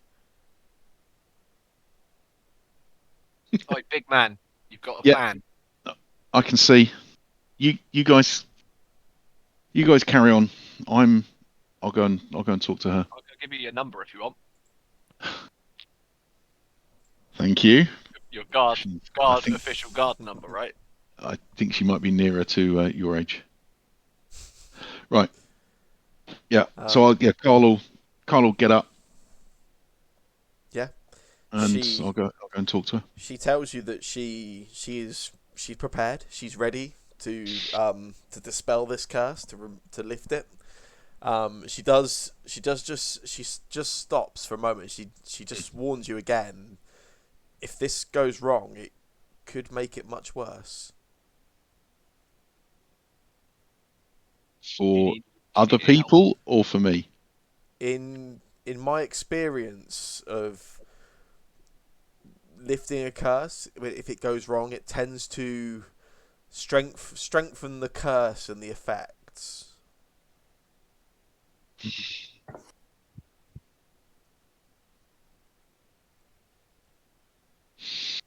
And Carl looks back over at the group. I give you the cheesy grin and thumbs up. I have no idea what's going on because I've not been part of the conversation with her. So Go on. Yeah, it's your call, but this curse is pretty shitty. So I don't really know what the odds are. can I help at all, or is it something that only they can do? Don't know. I think I assume I'm useless in this situation, but would like to offer. I assume that in most situations.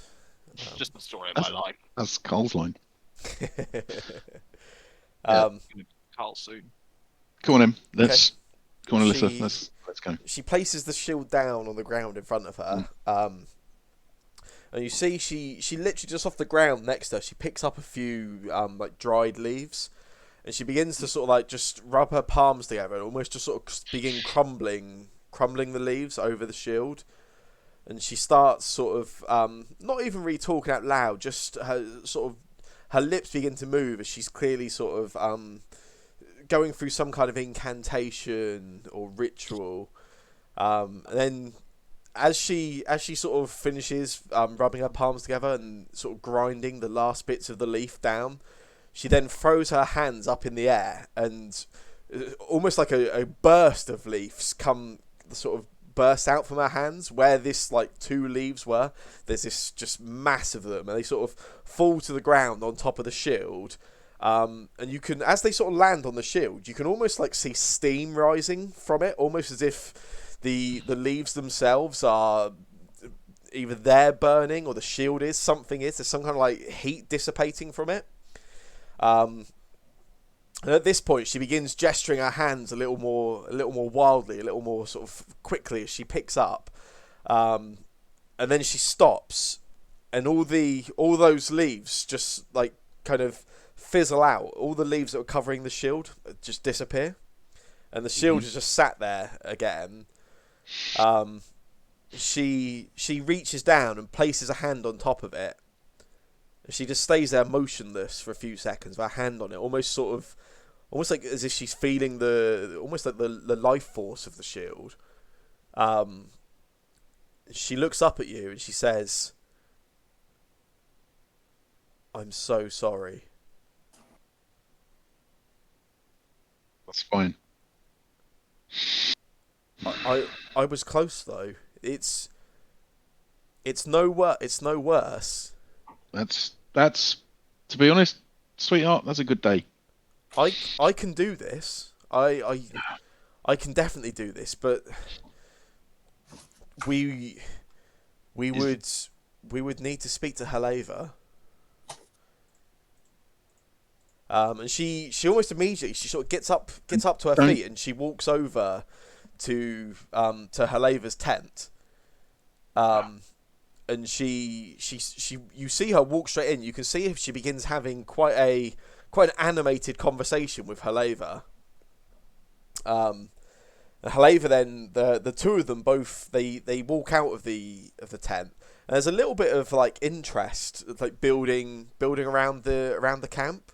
There's as people are aware that it's obviously some kind of incantation or ritual has just taken place, and this maybe not heated conversation, but at least like very lively conversation between these two women. And Haleva comes over to you, Carl. And at this point, quite a lot of the tribe have all sort of gathered around. They're all sort of listening in. The rest of the party, do you guys want to? Yeah, I join the crowd of people Yeah. gathering, watching. Yeah. Everyone sort of comes closer, and Haleva walks up to you, Carl, and she almost seems a little angry. She says, "I said that you are a guest, so I will not allow my emotions to dominate me. But I do wish you would not have asked our people to do something like this, and without at least considering the consequences." But and then Alyssa kind of interjects and says, "Haleva, they were our guests. You told us that we were to treat them as guests, and no ill has come of this, and I can do it. We will need one of the fingers." Banana. Oh, yeah, don't worry, Aaron. It's not one of your fingers. Carl is looking kind of confused, a bit amused, possibly a bit embarrassed, and also angry. But he's currently A lot of emotion. It is a lot. It's a lot of emotions. He's grinding his teeth. Yeah, that's growth for Carl. Haleva turns to Alyssa, and she says, the fingers they grow nearby, but you know as well as I do, they are protected by Benia and her family. And Idgar speaks up at this point, and he sort of speaks out and says, "Alyssa, enough of this foolishness. We cannot go and attack Benia, her family. This is trouble that we do not need." I'll step forward at this point and say, I am sorry. I do not wish to cause trouble for your people. Please don't do anything that would cause you any kind of risk. And Alyssa turns to Haleva and says, "You told us they were our guests to be treated as guests. I can do this for them. I know I can, and it is no risk to us. All I'm missing is the finger." And Haleva, you can almost see this sort of like, there's quite a physical sort of sigh.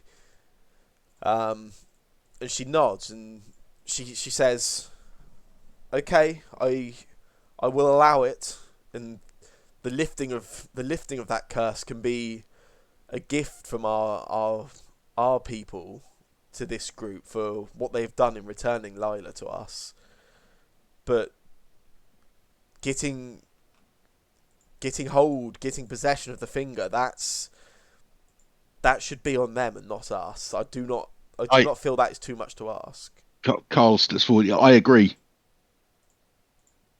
No one from here should be involved. Just tell us where we need to go, what it is we need to get. Idgar interjects at this point. Benia, she is an Aridni. She calls them her family. This group of fey creatures and lonely characters, all of them. They are related by their lack of relations, I suppose, elsewhere. They call themselves the Family Starless. They are I do not know. I do not know where they fall on the sides of right and wrong, but they have their own unique beliefs and morals. So, so they have these fingers that Alyssa needs. And he actually he sort of laughs at you. He says, they have some of the fingers. They live amongst the fingers. This is some sort of plant, isn't it? This isn't fingers. And Haleva steps forward, and she says, you have learnt much about this forest and our people today. This forest, it's not just a forest. It lives. It has its own will. It plays with you. I think It we've can we've encountered that. I think. it can work with you or against you. If you are in one of the dark parts of the forest and darkness is in your heart, then it seems it will work on your side. And equally, when you are in the light parts of the forest and dark is in you, then it will work against you. So this family, Starless, are they in a dark part of the forest? A darker part. The area where they live is not fully consumed by darkness, but And the fingers of Durende grow there. Durende is the true heart of this forest, the life force of the forest. Would Durende mind us taking one of their fingers? The fingers have been used for weaponry, for tools, as components for spells and rituals. They have been used and harvested many times. I do not think that will be a problem. The problem for you will be convincing Benia and her family of why they should let you take what you'll need. are they not someone we can trade with? Surely there's something they want. Benia, she wants. I think she wants nothing other than chaos. Oh, that I think we've got. Idgar. We can. So gone. Oh, I was just going to say we can ask. Idgar, one of your recent hunting trips, you were close to the family's home. You could at least point them in the right direction. And Idgar nods and he looks over and he says, "Grandmother, neither myself or my hunting party, this is not our place to get involved. We can show them the direction, but this tribe, we can ill afford to be on Benia's bad side right now." And Idgar turns to your party and he says, he sort of points in a sort of in a westerly direction. He tells you, Benia and her family, they are in this direction, beyond the hill, half a day's travel, maybe 6-7 hours on foot.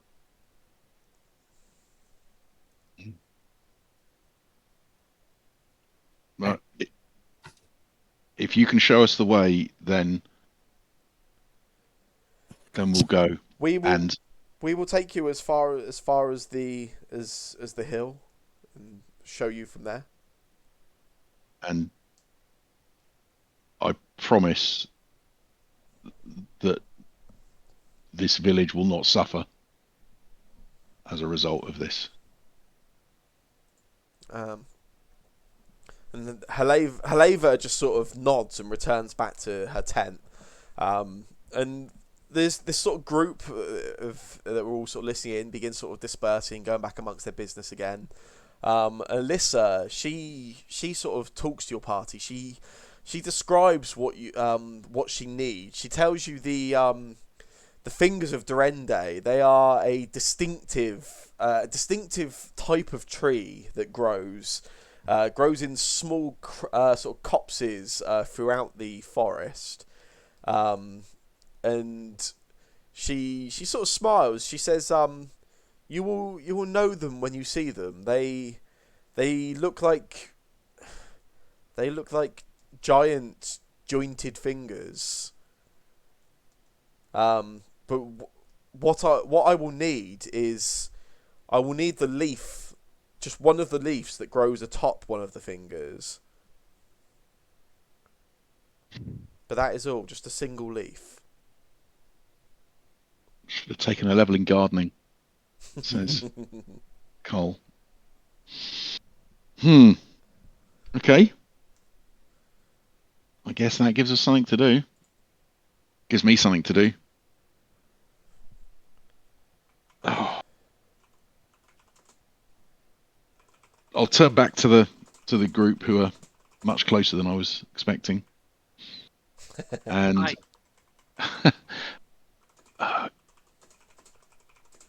I guess one of you better go and find Elwyn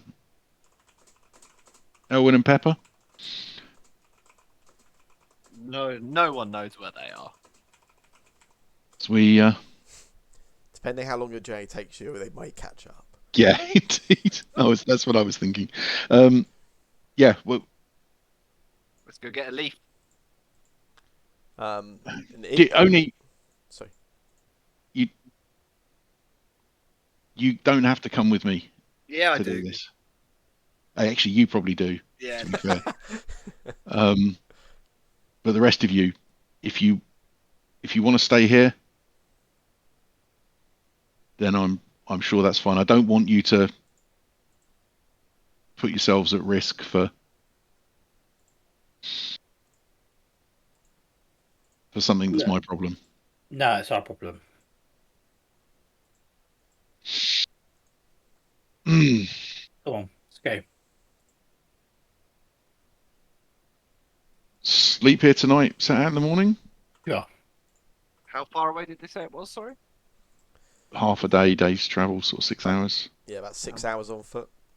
And it's currently 11:30. Yeah. It's probably maybe a bit later. We could go now and then camp in the forest, but it's more comfortable here. This is true. Get up at first light tomorrow morning and set out. And set off.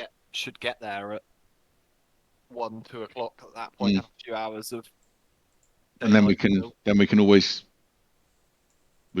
camp when we get closer, and then see what's happening. We've got to keep a watch out for dragons as well. This is true. Well, if you guys are sure, let's go and pick some fingers. Okay. So yeah, you spend the rest of the day with the Famir and with this tribe. In the evening, they put on quite a generous meal. There appears to be some stags and some rabbits they've caught and hunted. You notice, those of you that are sort of maybe paying attention throughout the day, each of these animals that they sort of prepare for this meal, before they do anything, before they begin cooking them, preparing them in any way, once they return to camp with the bodies, they immediately sort of drain the bodies of all the blood. They seem quite specific about this.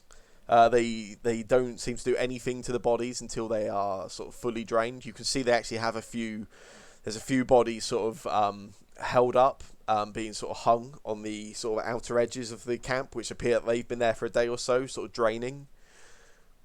But yeah, they put on this meal, this sort of not quite a feast, but it's pretty tasty. I'm going to ask about that actually. Mm. I'm going to ask Helliver. This ritual with the draining. This food's really good, but like, what's the purpose behind that? Is it a tasting, or is it something else? It is essential that anything you take from the forest and you plan to consume, that all life must have properly left it. This is no different when the forest consumes as well. Whenever one of our people dies, we ensure that all the blood, all the life from their body is properly drained before they are left to be consumed by the forest. Lest they return as not themselves.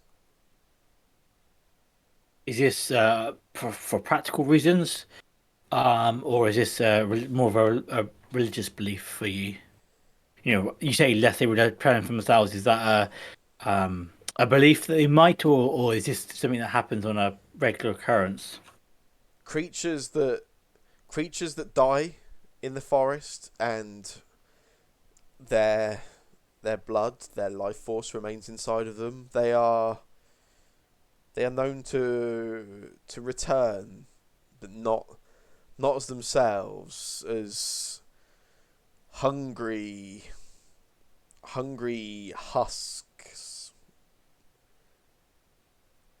We probably should have drained the blood from the dragon that we killed earlier. Oh, that's gonna be real shit when that comes back, isn't it? Yep. Sorry. That's gonna suck. To be fair, these guys did turn up and they didn't tell us to do it, so sort of their fault. That is very true. Well, let's go fight a skeleton dragon. We did harvest the dragon, so Yeah, Elwyn did you harvest that drain? man. Did you drain all the blood from it? you have to talk to Owen about that. But he gave us a claw.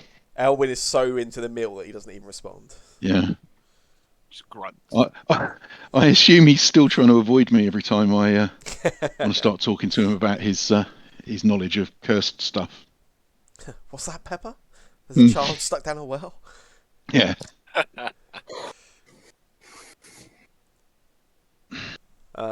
Cool. So anything else you guys want to do during the evening? I want an excuse to roll 2 dice. In that case, you get that chance because it's the following morning. Damn it! I wanted to use my portent dice before the end of the day. Well, make a perception check.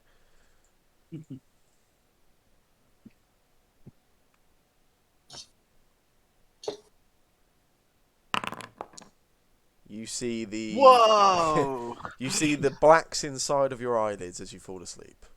Perfect.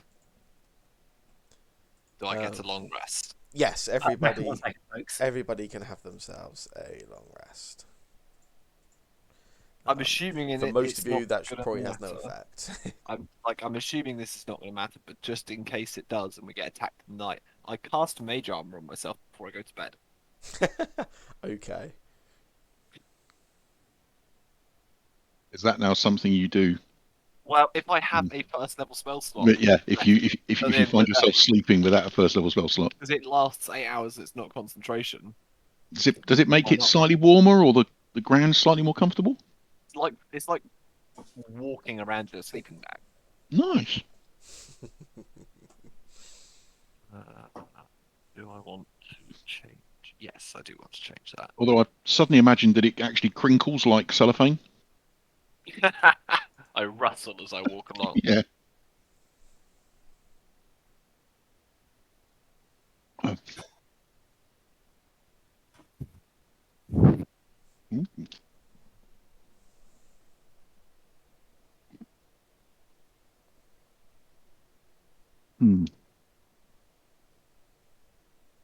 Well, but we'll We'll see.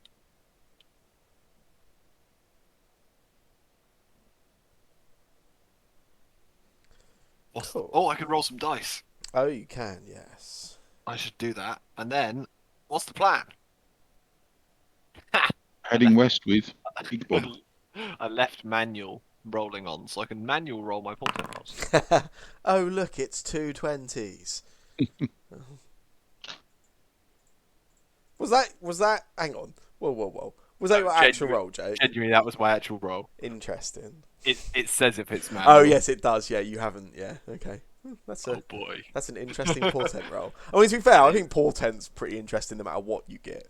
Portent's awesome, but that is, as rolls go for portent, that's not bad. I think there's only one combination I'd like more than that. Possibly 2. Cool. Is there anything anybody wants to do in the morning before you all set off? Don't think so. No, I think so. Good. Splendid done my- and tremendous. think I've had my spells. Before we set off, I cast Mage Armor on myself. Correct.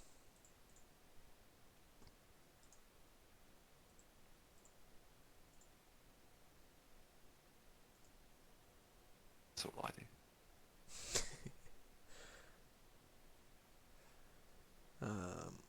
Cool.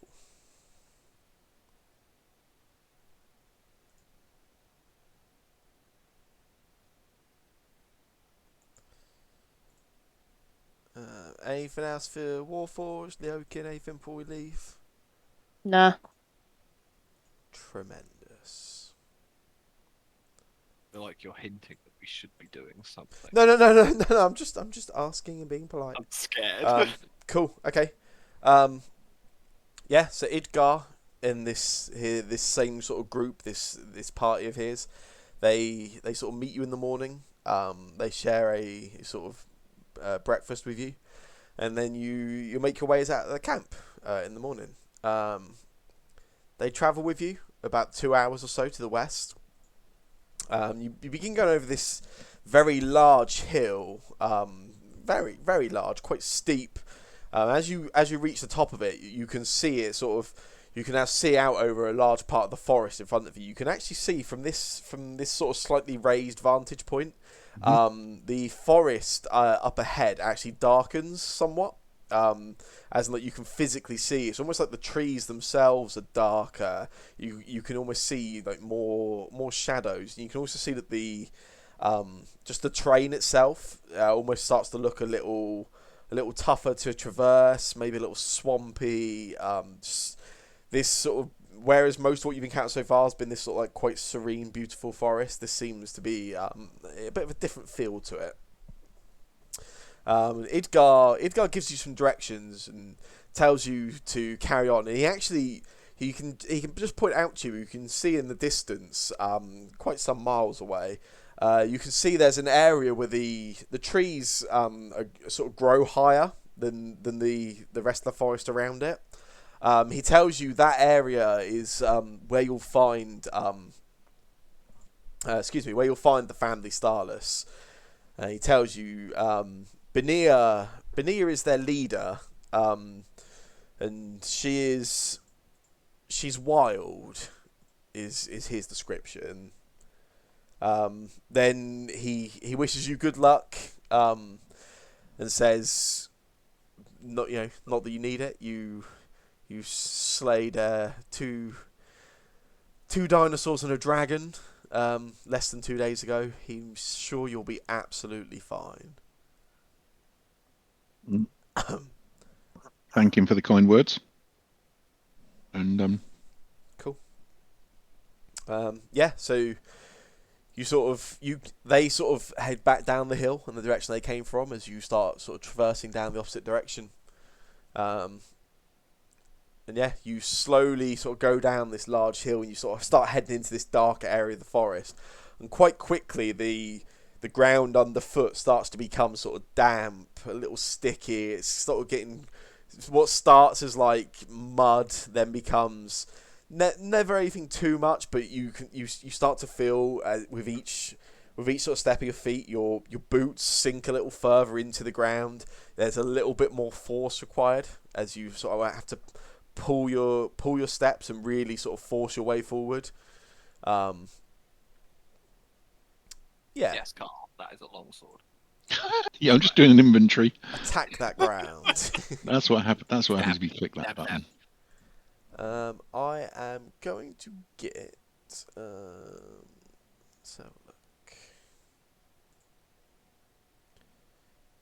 Yeah, I'll get everyone to make a perception check for me.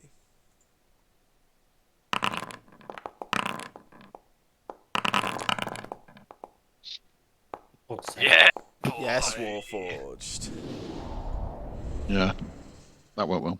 Oh, I just realised my roll was set as private still. No, well, that's all right. You saw it. It was 20. It was. 20, guys. It was. I can roll good dice sometimes. Z, you are apparently the only person that's paying much attention. I guess this change of scenery, this slightly darker area of the forest has kind of taken people's attention a little bit. It's worked out, isn't it? And as you reach this this one particular, the ground starts to become almost like a full swamp at this point. You start passing through little parts of it that are where the mud itself sort of comes up halfway up your calf, maybe a little higher. And you're sort of really sort of struggling through some of this terrain at this point. Whilst everyone's sort of moving their way forward through this, Z, you spot some movement up ahead, not particularly far.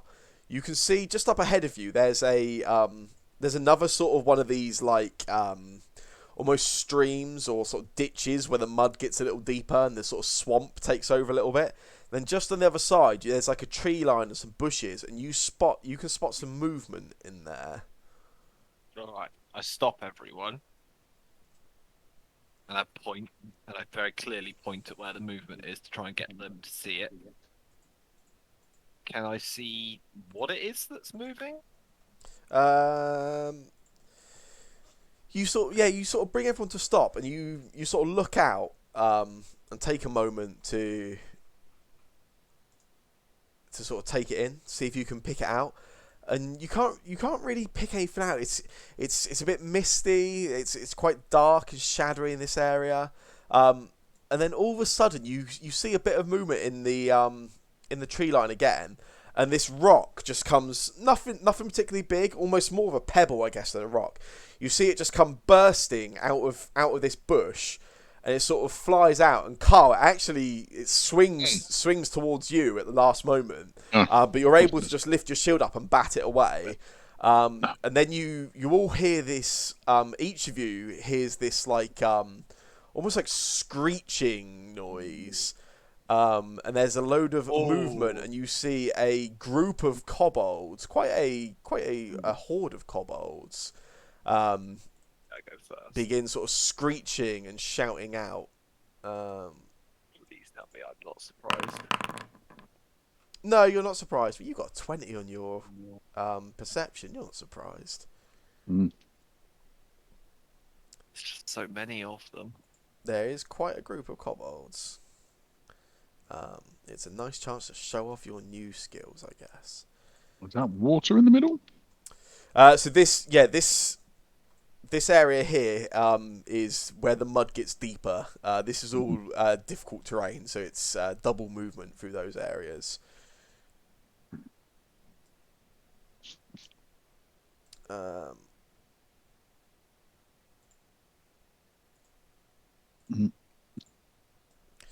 Cool. Right, yeah, we will go into initiative. This first kobold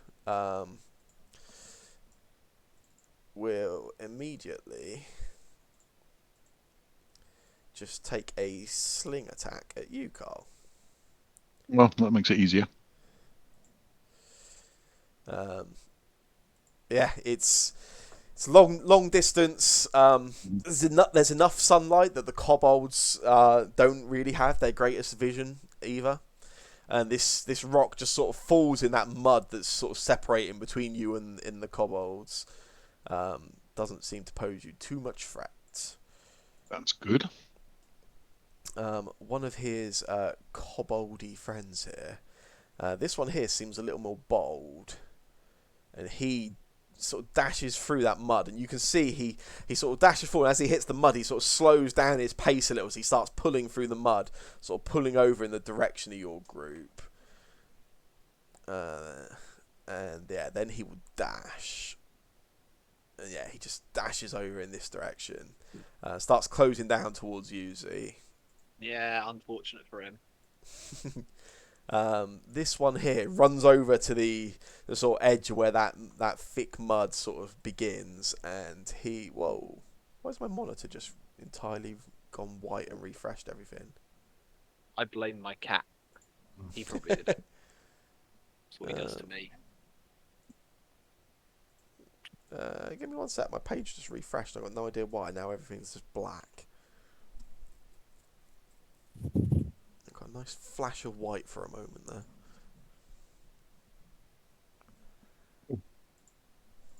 Ooh. This is quite a big map.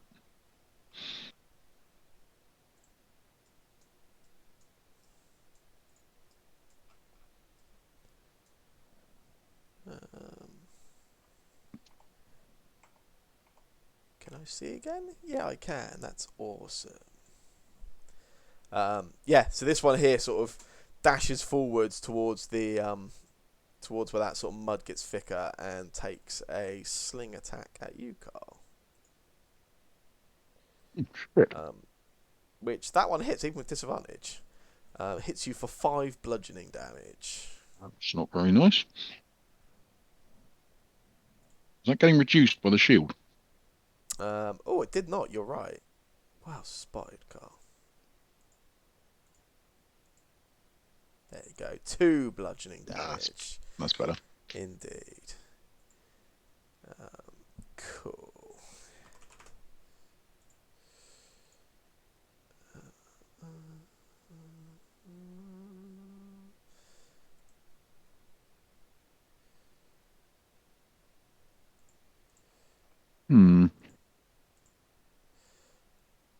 Ella, it's your turn in initiative.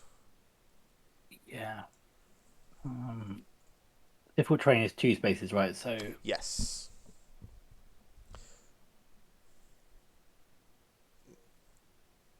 in which case, Sorry, go on. you carry on. I'll say it should also work out that auto, if you when you're doing drag move, it should recognise it as well.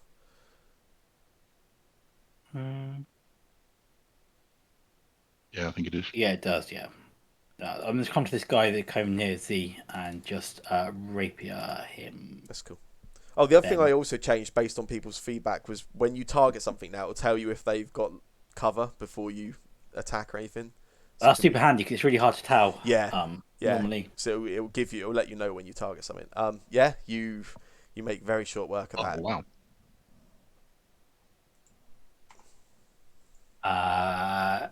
That's it. Okay.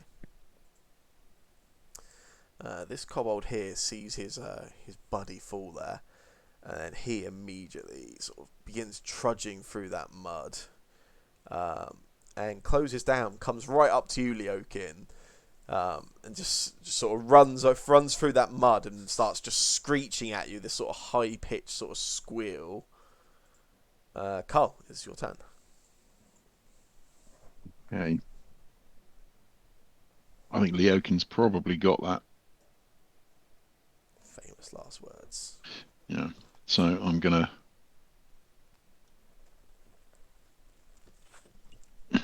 I'm just gonna cross. So I'm gonna move that far and then dash, or whatever it is to get out of the mud and just get to there. And that will. What are you doing over there? Dealing with them. God. You need to be quicker. That's on you. That's me done. Z, you can follow if you wish.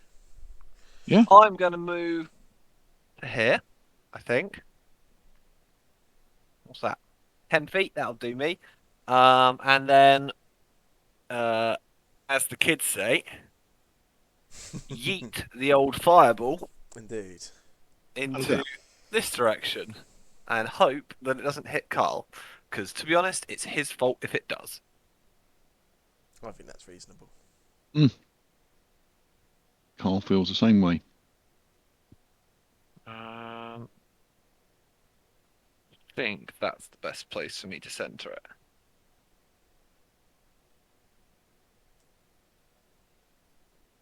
Not the best damage. I'm hoping they're not immune to fire damage. They are not. I just launch one over there. That's 9 kills for Xavier. Wow. I just turn around and I walk back over. Z just doubled his number of kills for the campaign, I think. I'm like, yeah, I'm good.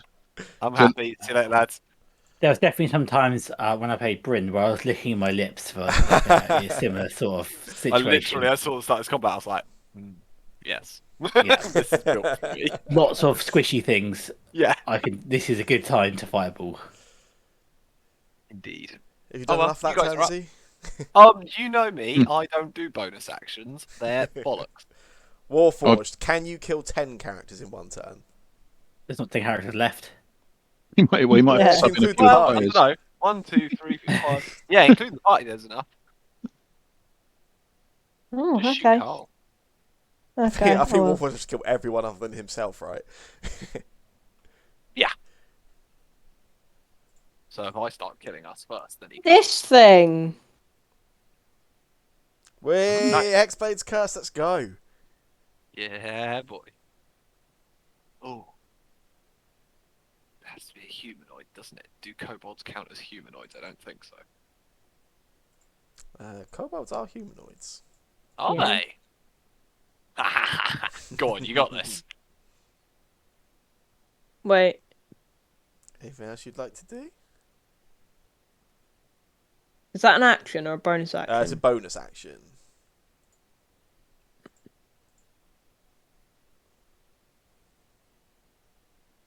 Die. He does it's die. dead. Boost kobold. That heals you 10 points of healing. Wow. Wait, kobolds don't have a lot of health, do they? But the important thing is you used Hexblade's Curse. Kobolds are famously quite squishy. That means I'm squishy, because I'm a kobold. Are you? Oh yeah, you are Are in your you? new campaign, aren't you? Wearing a suit. Am I right in thinking you're a kobold monk, aren't you? Amazing. No, I'm Oh. a That kobold. sounds awesome. I'm a kobold. Just a kobold, that's fair. Oh, a kobold paladin. Awesome. Oh, that's so cool. I made a kobold barbarian once that dual wielded long swords. It was great. Nice. How can you manage? What? A dream character. Is there How anything can you else you manage would to like be to do, Mr. Warforged? No, Are there you isn't. sure? Does he not get? Is there anything else I can do? I mean, you've just killed a humanoid. If you want to use your cool new feature. Oh, I thought that was a no, but I can't because it's an action, right? No, I think it's just a curse suspected that it doesn't cost you an action. Otherwise, it would be kind of hard to do. I think. When you slay a humanoid, you can cause its Yeah. spirits to rise. I think it's actually listed as an action Yes. on FanDuel. It's not. It's just Yeah. something you can do when you kill something. Move the king out of the way. I don't know. Yeah, there you go. Nice. You have an accursed spectre under your control, Warforged. And I think that sticks around till the next day or something, doesn't it? Till the end of your next long rest. Yeah. Nice. Now the question is, Or can if it I dies. can I You walk go up to straight. someone now with this? I believe it has its own initiative as well. Oh, Not does it? initiative, yeah, it has its own turns. So yeah, you just get control of it on its turns, Warforged. Typically, it is right before you in initiative, so you'll be waiting a while. Anything else? Oh, okay. No, Cool. I will be back. in Attack a couple of kobold moments. next to me. I have targeted it, but it made me untarget it. That's mean, isn't it? Yeah. Oh, guess what, Cody? What? I made it so it's not stupidly big anymore. Yeah. Oh, I miss it. Yeah, there was a dice on top of it for me. 30 feet.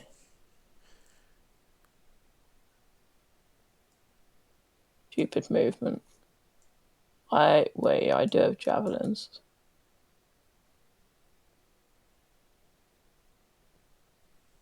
Brilliant. It's a good try, but it's not good enough, Mr. Leokin. Yay. Did that bend towards Carl at the end of the throw? It did indeed. A 5 on the attack roll is not going to worry you, but yes, it does. No. It does veer towards you, Carl. Anything else, Loken? No. Okay. This kobold here does no likey this situation. Begins, fleeing off in this direction. Just hits the mud in this next area of mud over there.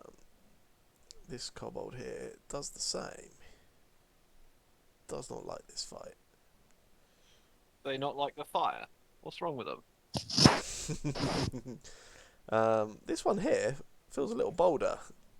Dashes down towards Carl. That's unfortunate. And slashes his dagger at you, Carl. But misses, because disadvantage is bad.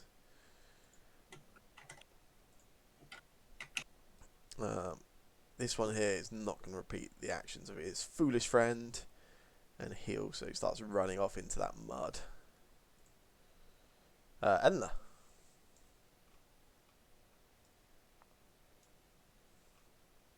Oh, this is a huge map. I didn't realise. Yeah. Yeah. I just zoomed out. I was like, whoa! I'm going to sheath my rapier. Just knock an arrow and wait for any sort of signs of facility. So basically, not do anything else. No worries. If they want to run, they can run. Carl. Well, there's only the one left. Well, that hasn't run away. I will kind of almost not really paying attention, swing my longsword at it. How nonchalant of you. Bye bye, Kobold. Yeah. 1 damage. Yeah, that one did not do well in its HP roll. And then I'm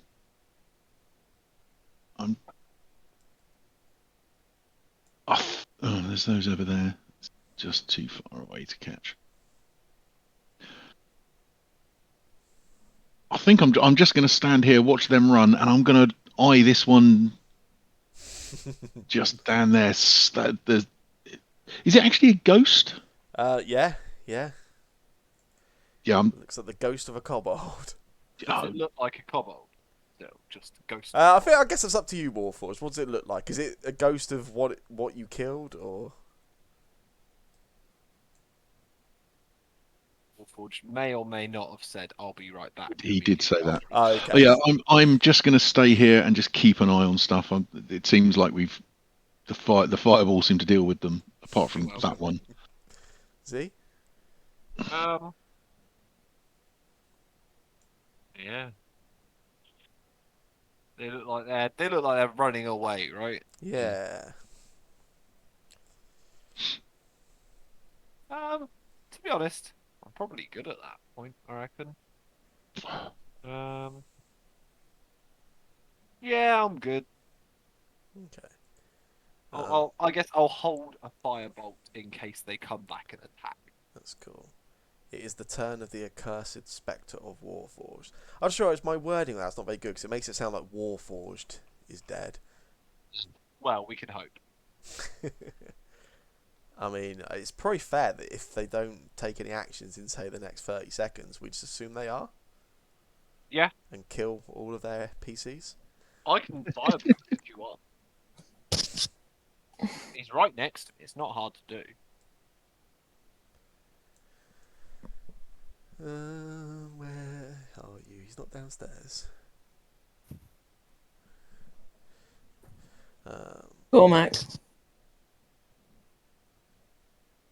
Were you hoping he could just hear you from that wherever he is, Cody? Yeah. Are you suggesting that Cormac ignores the rest of us and just listens for Cody? Well, no, he normally ignores me on my messages, so. He ignores everyone on his messages. Don't feel it's just you, Cody. But then I just at him loads of times.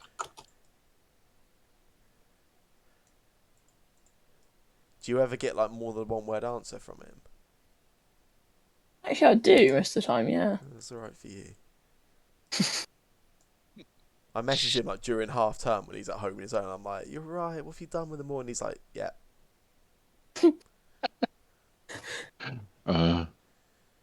Okay, I'm giving He him. does send me a lot of one-word Giving answers. him the 5-second countdown. 2, 1. Cormac. Warforged. Oh, it's Warforged Dash, isn't it? Cool. Leokin, it's your turn. Ah. Well, I'm gonna try run through the swamp, Mhm. which literally uses half my movement. So I'm gonna take a dash, Okay. and I'm just gonna walk over to here. You're not letting anything get away. Nope. That's it for my turn. Nice. And bonus actions or. No. Okie dokie. Yeah, so Leokin, you dash over in that direction, and you arrive there just in time to see this massive splash come out of the water as this 5-headed creature bursts out of the mud and the water and snaps at that kobold. Let me kill it like the dragon. It'll make Cormac annoyed. Yeah, and you see this 5-headed creature bursts out of the sort of the muddy water of the swamp and just grabs that kobold and almost just sort of the head almost sort of tosses it up in the air and then just in one just swallows this kobold whole.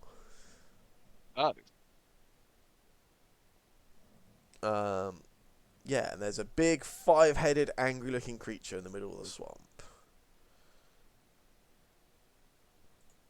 That's really nice. This kobold here sees this happen and panics and immediately begins dashing backwards out of the mud and then like physically bumps into you, Leokin, and then just panically just swings around at you with its dagger. Yeah, you see it coming and with your sword you're able to just bat its hand away. This other kobold here. Well, do not get to fire at that one. Oh yeah, sorry, yeah. Go for it. I totally thought you had I actually. suppose I also have a firebolt held for if something attacks. You do. Yeah. Can it? Oh yeah, it doesn't have half cover now. No.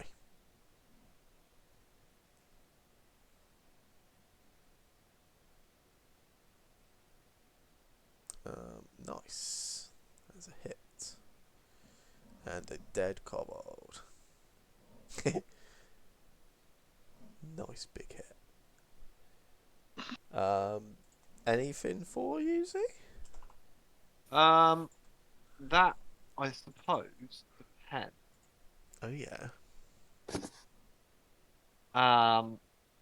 I said I'd hold it for if something attacked. Does Mhm. this giant thing appearing and eating a kobold count as something attacking? I would say so. Then I probably shoot a firebolt at it. I believe it's within 120 feet of me. Oh, Looks it might not promising. be. 130 feet. Oh, actually. What no, if I came that's back the to? middle. Oh, yeah, it's 125 feet, so I can't. I think it's 120 feet. Hello, Warforged. We did wait ages for your turn, but you weren't back, so we Yeah. carried on. Sorry, dude. I can't Yeah, that's fireball fine. it, But like, please. what if I came back to? A giant 5-headed creature jumped up and ate a kobold. Each kobold we kill is turning into one of those. Yeah, and I killed 9, so have fun. Cormac, if you want, you can have the kill on this thing. He's lying. Eleanor. You know who's lying? I know. Yeah, I'm just going to. I think that's fine. Fire an arrow at the gigantic thing. No, the range is only 5. That's because I'm trying to shoot the wrong thing.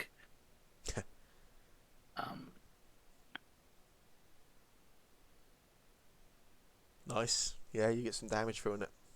Yep, and then I'm just going to sort of move a little bit into over here, and I'll be back in 1 sec. Yeah, no worries. Carl. Okay, this looks more fun. Well, you guys didn't feel challenged by those kobolds? I did, and then I ran into them and they exploded. You're welcome. So let's not stand. Remembering breath weapons, let's not stand quite so close. Oh, I can't really get over to there. Do I want to dash? No, I will get to here, look across at Leokin, and say, "Fancy adding this to the dragon?" And Yeah. I will hold an attack for if the dragon gets within range. The 5-headed swamp thing gets within range. Z.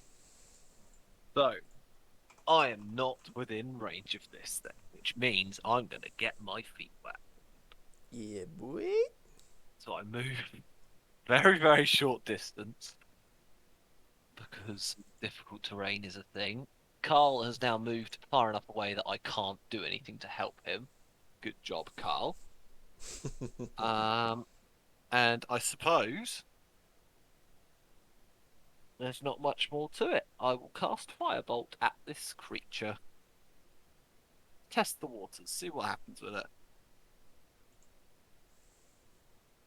Nothing. Ooh! That was good. Glad Z. it was only a firebolt. Glad I waited for that turn. Because that's all I can do. So... The accursed spectre of Warforged. I believe you're Yes. back. It's your turn. Or it's your spectre's turn. Alright, I thought you were saying someone else. How I can move 50 feet, right? It has a flying movement of 50 feet. Yeah. It also has bonus HP equal to half your warlock level and a bonus equal to your charisma modifier on its attacks. I don't have any ranged attacks. It doesn't have any ranged attacks, no. It only has a melee attack. I can't really do anything then. It can come up. Okay. I'll come up with you guys. Yeah, doesn't. Oh, golly, I wasn't expecting it to stand next to me.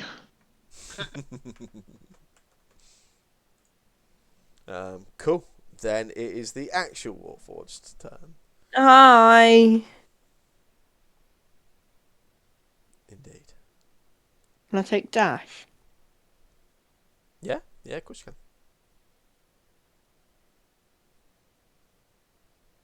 So Dash 60 across. feet, right?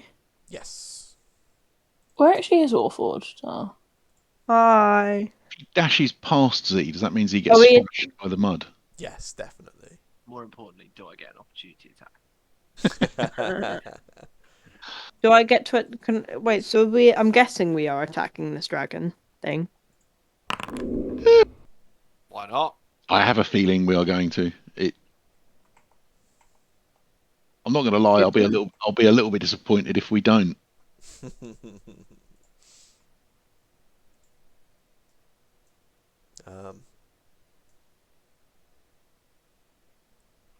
Yeah, you hit Warforged. Yay! 16 damage. Although Wait. I can't see what you hit with. What did you do?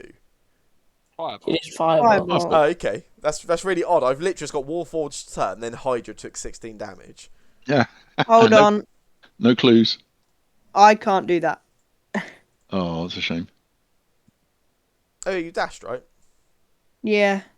Boom. Any bonus actions, Warforged? Yes, there is. Sure would be nice to have a Hexblade curse up at the moment. They used it on a kobold. I didn't know that they were so weak. What's my thing again? Use an For that- ability with the Hydra thingy.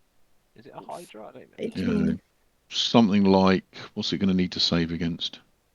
It doesn't work on saves. It's only on Oh. ability checks. So What's it going to need to do ability checks on? strength if it grapples. Yeah. There you go. That's my turn. Nice. The Oaken.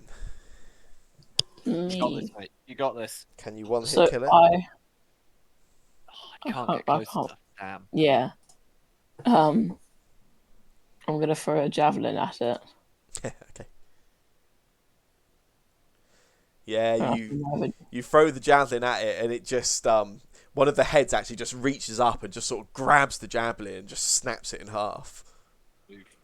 So I can't even get that back now. You won't get that one back. Right, I'm gonna have a go then. Yeah, and the second one, it just sort of, it almost just bounces off the skin. It's sort of off like it's sort of scaly hard. It's almost like you didn't quite get the throw quite right. It just sort of skims it rather than really piercing it. Oh. Anything else for you? No. Okay. Well, this Hydra I can do nothing to help you. heads in this direction. Heads. And just takes a bite at that kobold. And hits. Got a crit miss. What? Then What it a takes kobold, eh? a second bite at that kobold, and Oh. that time it is not messing around and makes Aw, very short work of that kobold. poor kobold.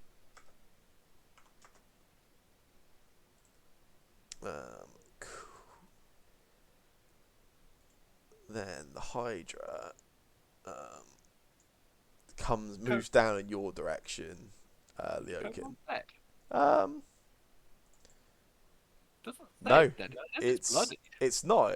I just assumed it would be from the hit. You're right. It has got more attacks left, so it takes another bite at it. Oh, come on. Oh, There you okay. go. Now it's dead. Oh, Yeah, bye bye kobold. I just assumed one hit would be enough, but apparently it I wasn't. mean, fair assumption. oh, there we go. Now it's dead. That was the tough kobold. Indeed. We roll back around to Eleanor. Is Eleanor back? Yes. Just eating. Hey, that's cool. No worries.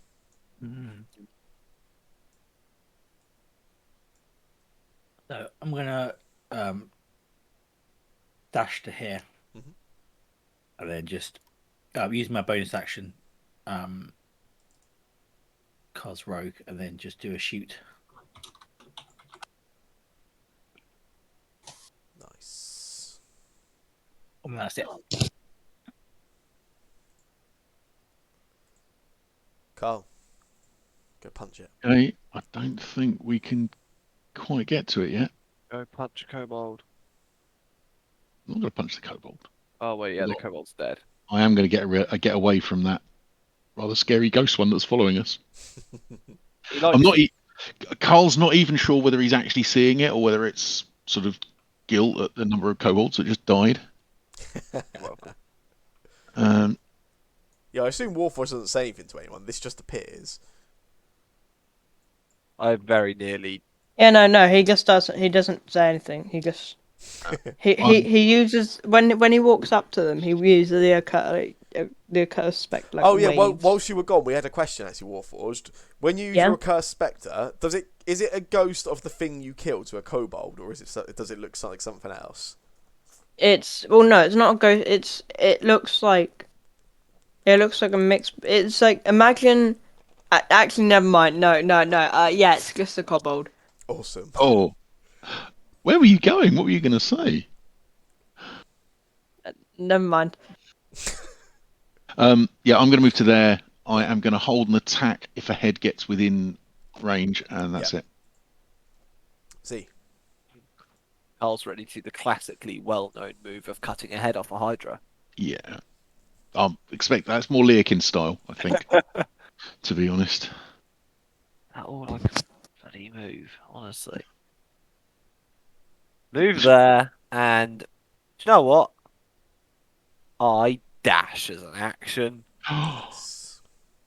I want to be where the people are. I'm not even going to ask you for bonus actions. It's pointless. Thanks. Warforged. I had one! My name's Warforged. Charge. Oh.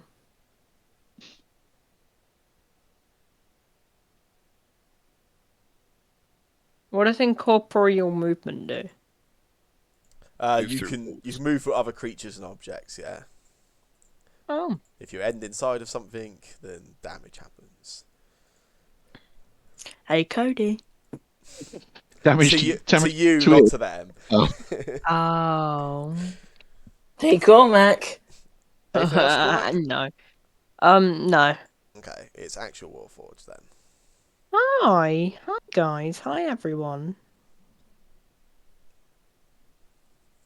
I am me. I am Warforged.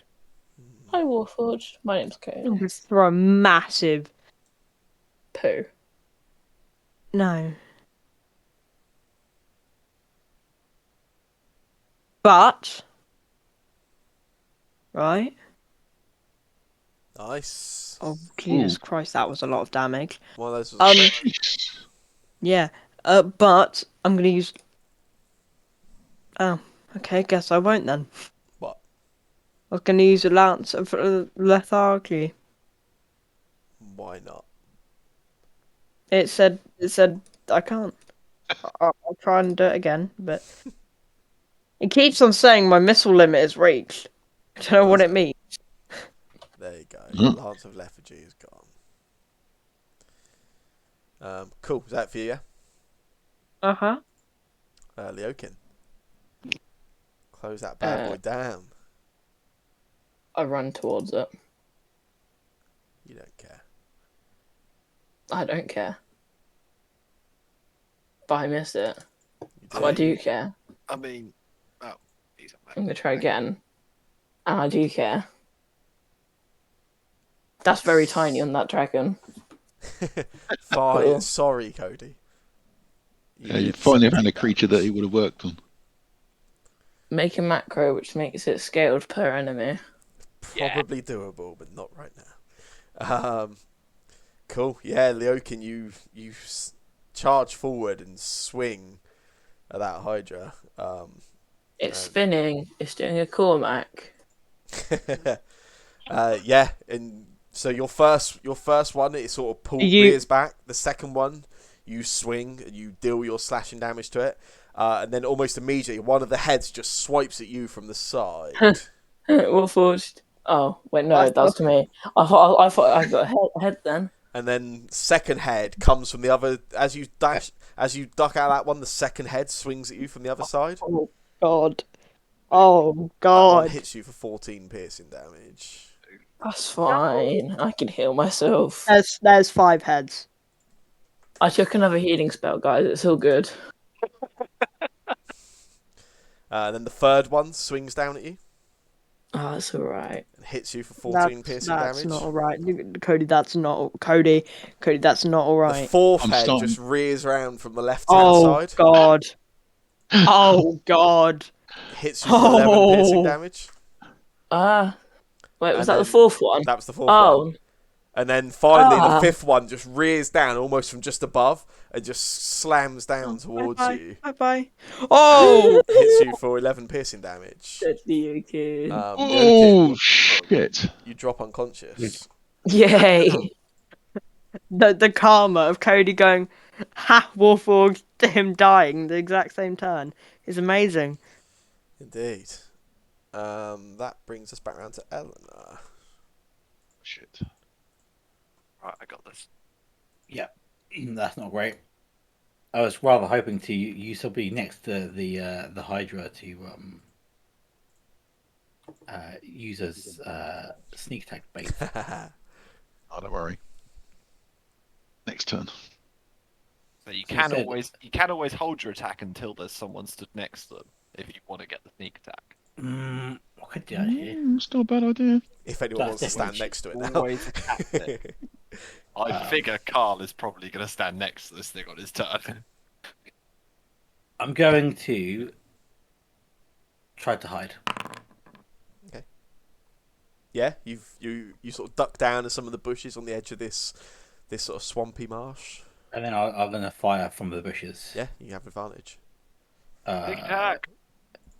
How do I do advantage? Alt. That did not work. I like to imagine Eleanor just kind of Interesting. like Do a d20 roll for me. Yeah. trust fell backwards into the mud there to hide. That's cool. That's fine. But then. Oh wow! Ugh. 8 sneak attack damage. Nice. I was going to get a bow. I remember. Love it. Carl.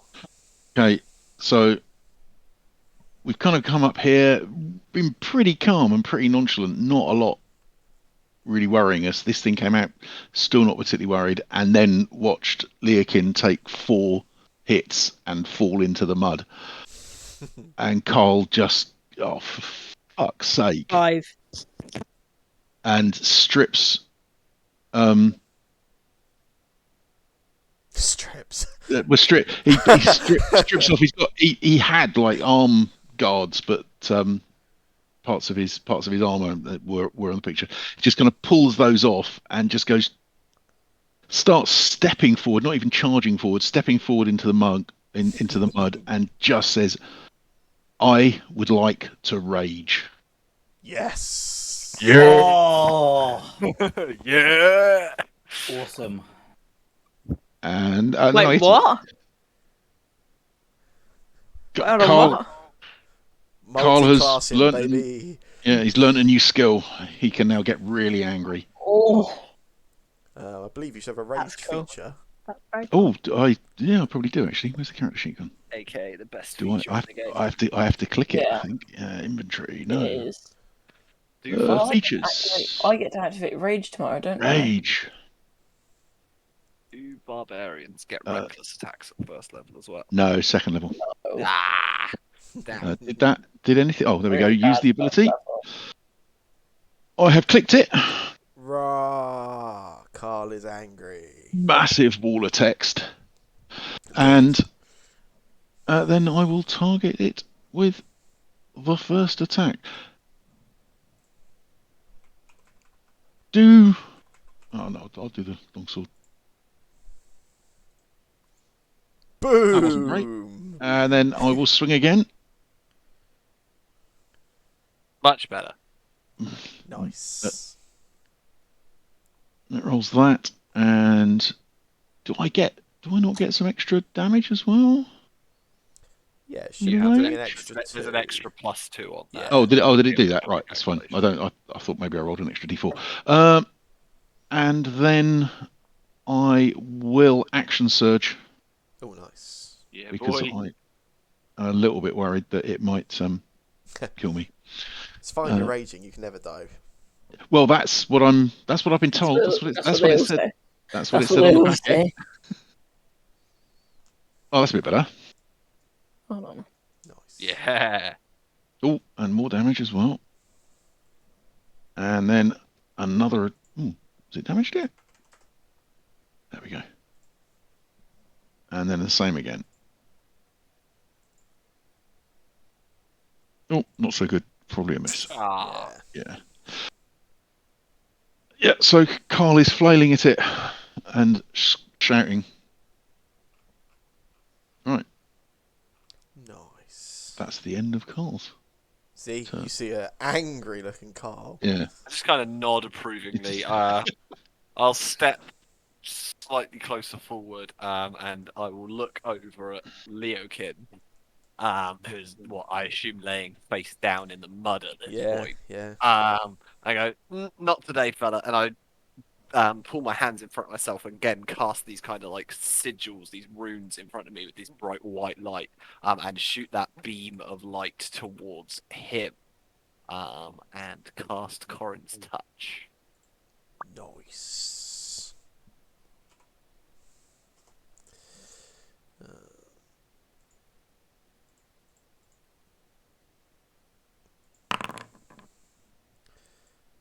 The Oaken. You heal 36 points of damage. Oh.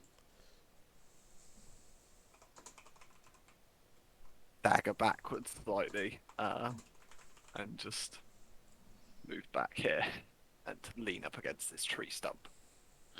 Nice. The Spectre of Warforged.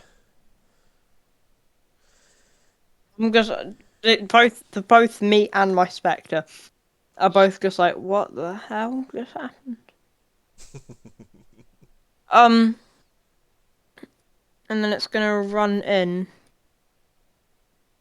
and then it's gonna life drain. Yeah.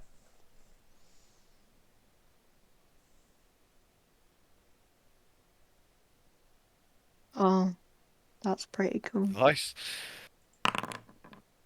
Damn. It's got 5 necrotic damage through in it. okay, so it's not it half. That should be the full necrotic damage. Oh yeah, it should still take. Yeah, it's set up wrong, so so it still takes the full damage, but it doesn't. The other part doesn't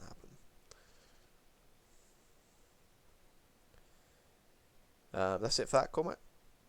Yeah. Cool. Warforged. The real Warforged. The real Warforged. What are you doing? Die. And then I'm gonna. Hmm.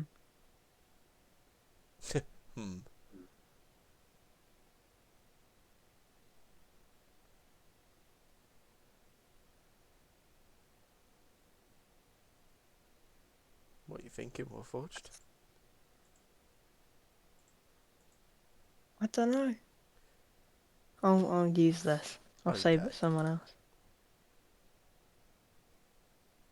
Nice. One of them hits. Does it? Yeah. Yeah. Okay. Get 10 damage Okay. through. Anything else Yeah. Warforged? No. Cool. The Oaken. You are prone on the ground currently. You can get to your feet if you wish. It's up to you. How hurt is this thing looking? It's bloodied. Saying nobody's asked me for a portent roll, but I have some. The Oaken. You might be muted, the Oaken. Oh yeah, I was.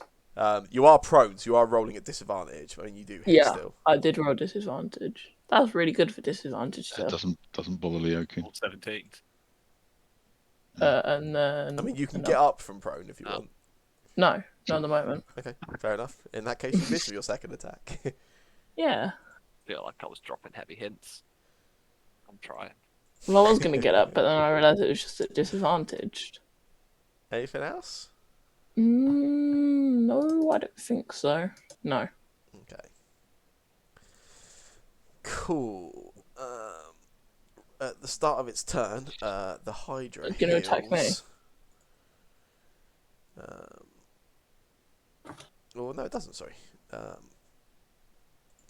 yeah, it does. It turns to you again, the Oaken. You almost think you can see like some anger on one of these faces as it sees you getting up and swinging at it again, and it swings at you with a bite again, for 10 piercing damage. No. Then a second one This is bad. for Just 11 huge. piercing damage. Fine. Third one for 6 piercing damage. And then this fourth head just swings down at you again for 12 piercing damage. Knocking you unconscious. Sentinel attack? Yeah, go for it. Yeah.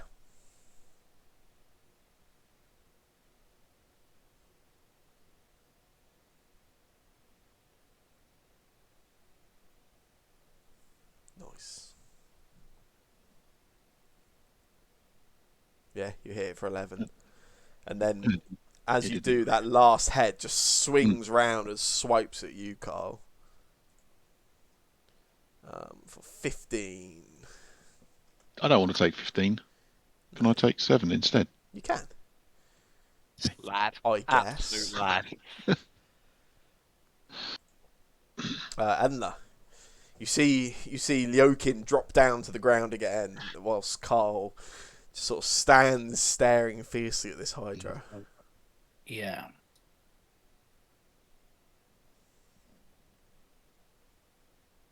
You suddenly realise how useful Elwyn's totem is. Oh, the healing Yeah, spirit. Yeah, it's very good. I think I'm just gonna fire a shortbow shot. Yeah. Don't miss. Don't miss. And then I'll just hide where I am. Yeah. I'm done. Okay. Angry Carl. Angry Carl is going to hit.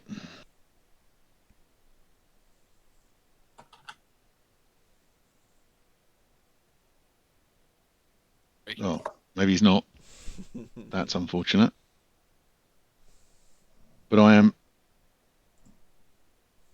certainly going to hit the second time. Yeah. Still not a lot of damage. I need a better sword. Yeah, you get some damage Uh, through. And can I? No, I guess if I stand over Leokin, if he wakes up again, he might have trouble. I will though. If he Go on. wakes Oh, up come on. again. He'll be fine. But I will stand over Leokin. Okay. That's it. Z. Leakin's down again, right? Yeah. Yeah. In my slumped position, sat down at this tree stump. Just look over to him and go, oh, bloody hell. Bring up my hand and I'll try and cast that same Go for sigil it again. And do Corin's touch on him again. Yeah.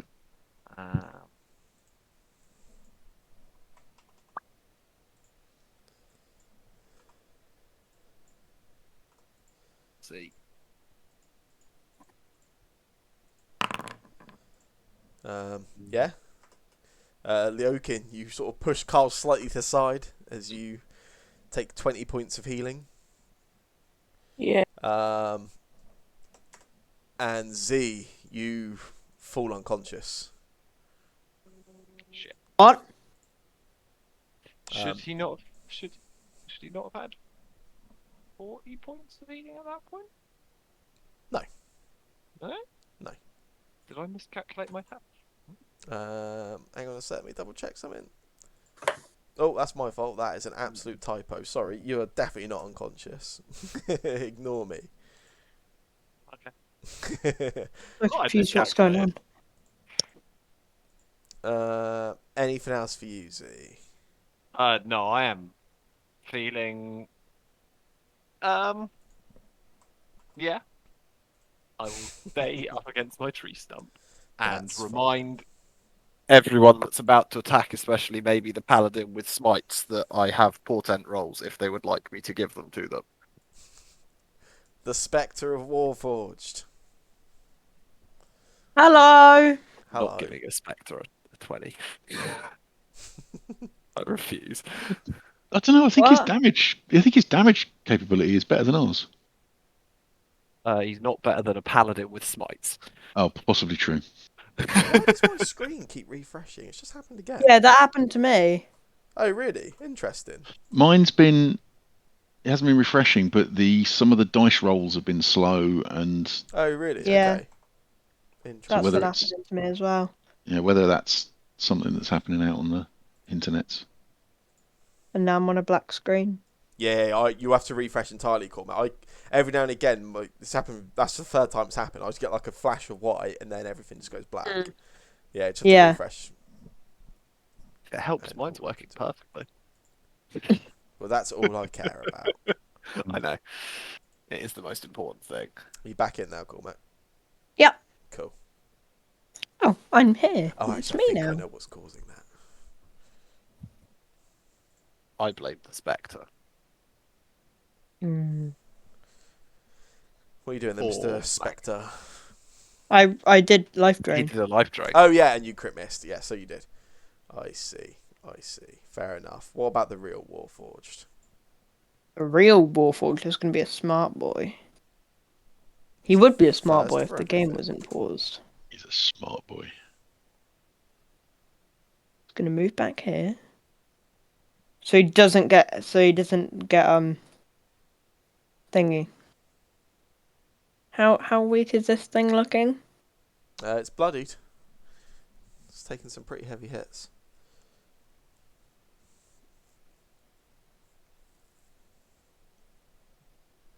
Nice. Right. Another crit. Right.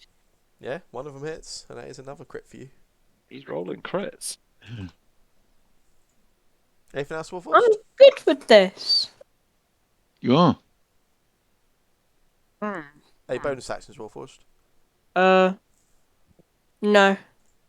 Okay. Leokin, Okay.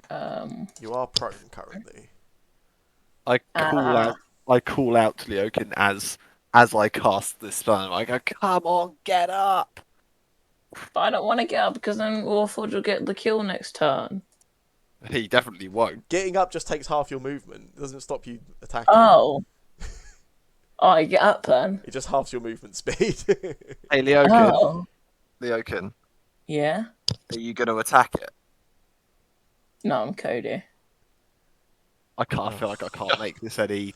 I feel like I can't. No. Yes. Oh, Doesn't matter. The Giant Slayer strikes again. I'm done with this campaign. Leokin, tell us how you take down the Hydra. I'll slash through like the neck of all the heads at just one go. All 5 of them. Yep. Sure. That sounds like potentially a bad idea. Nah. Yeah. I give up on this campaign. You slash through. You cut off all 5 of the Hydra's heads at once. Quite impressively, Leokin. Yeah. And With it's this sort of, very, very short longsword. it sort of Sorry. slowly slumps forward into the mud. Is that the end of your turn? Yeah. Cool. At the start of the Hydra's turn, Oh, where you're those an 5 idiot. heads were, where those 5 heads were, 10 more regrow. You're a genuine idiot. are they smaller? And it regains 100 hit points. No. And that is probably a good place to leave things for this week. And you can ponder why you chose to kill it that way, I guess, Cody. Yeah. Hydras regrow their cut-off heads and heal for each head that regrows. I knew this. You've learned a lesson there, Leokin. I knew this. I like how you literally chose to cut off all 5 as well. Yep. I'm assuming, Leokin, you did not know how Hydras work in D&D. No. Or just in real life. Not real life. Cut off In one head, mythology. 2 more shall take I its know. place. I've like known about like hydras. I thought I found them really cool, and I've like sort of searched about them before, and I knew that they regrow their heads. I thought it was quite amusing that throughout the whole combat, it never had one of its heads cut off. And then the one time that it mattered, like the player was like, yeah, all 5, sure. Am I right in thinking it has to take a certain amount of damage in one hit? To Yes, a hit? certain amount of damage takes off one of its heads, and you guys never managed to do enough damage to take one off one of the heads, so it never actually healed until now. So, And now you can ponder for the week. I'm gonna drop the suggestion now, and then remind you next week. But Leokin, if you want to hit this thing on your turn, before you roll, say you're going to hit it, and I might be able to make you hit it very, very hard. Ah. And then, Very smart idea.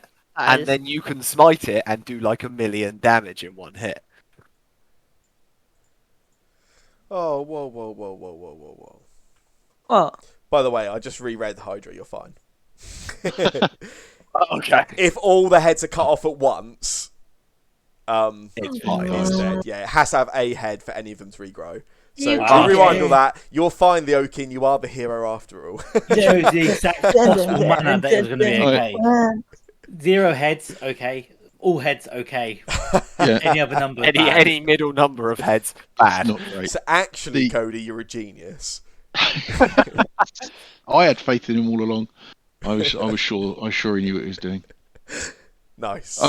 I like the fact that you told us now rather than leaving us for the week and I'm assuming it's because you were worried that someone might actually like look up Hydrus. And then go, Well, yeah, you got to be careful. yeah, Cool. That's fun. that was excellent. Leokin's alive. You're welcome.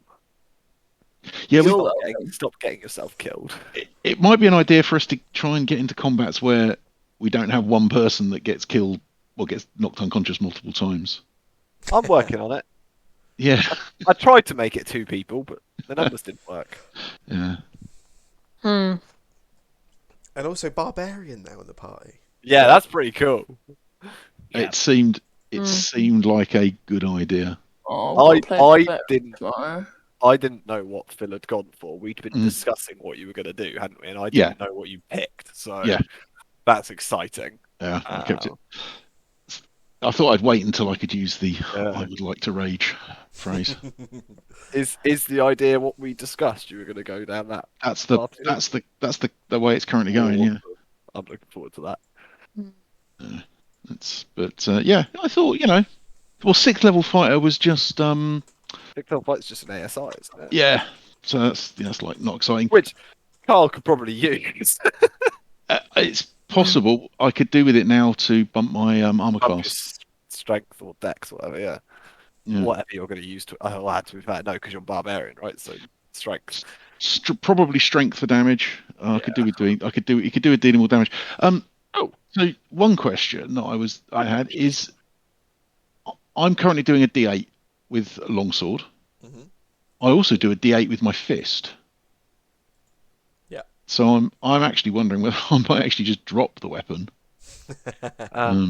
If you two-hand the longsword, you will do a D10. Yeah, I did think of it, but then I can't use my shield then, and yeah, Carl's kind of attached to the shield. Well, not for long. I like the idea of the barbarian fighter that just punches everything, even the Hydra. It is tempting. I mean, the other thing is that some of my other feats don't work if I unarmed combat. I can't disarm with my fist. I have to use a weapon. Oh, that's true. Okay, yeah.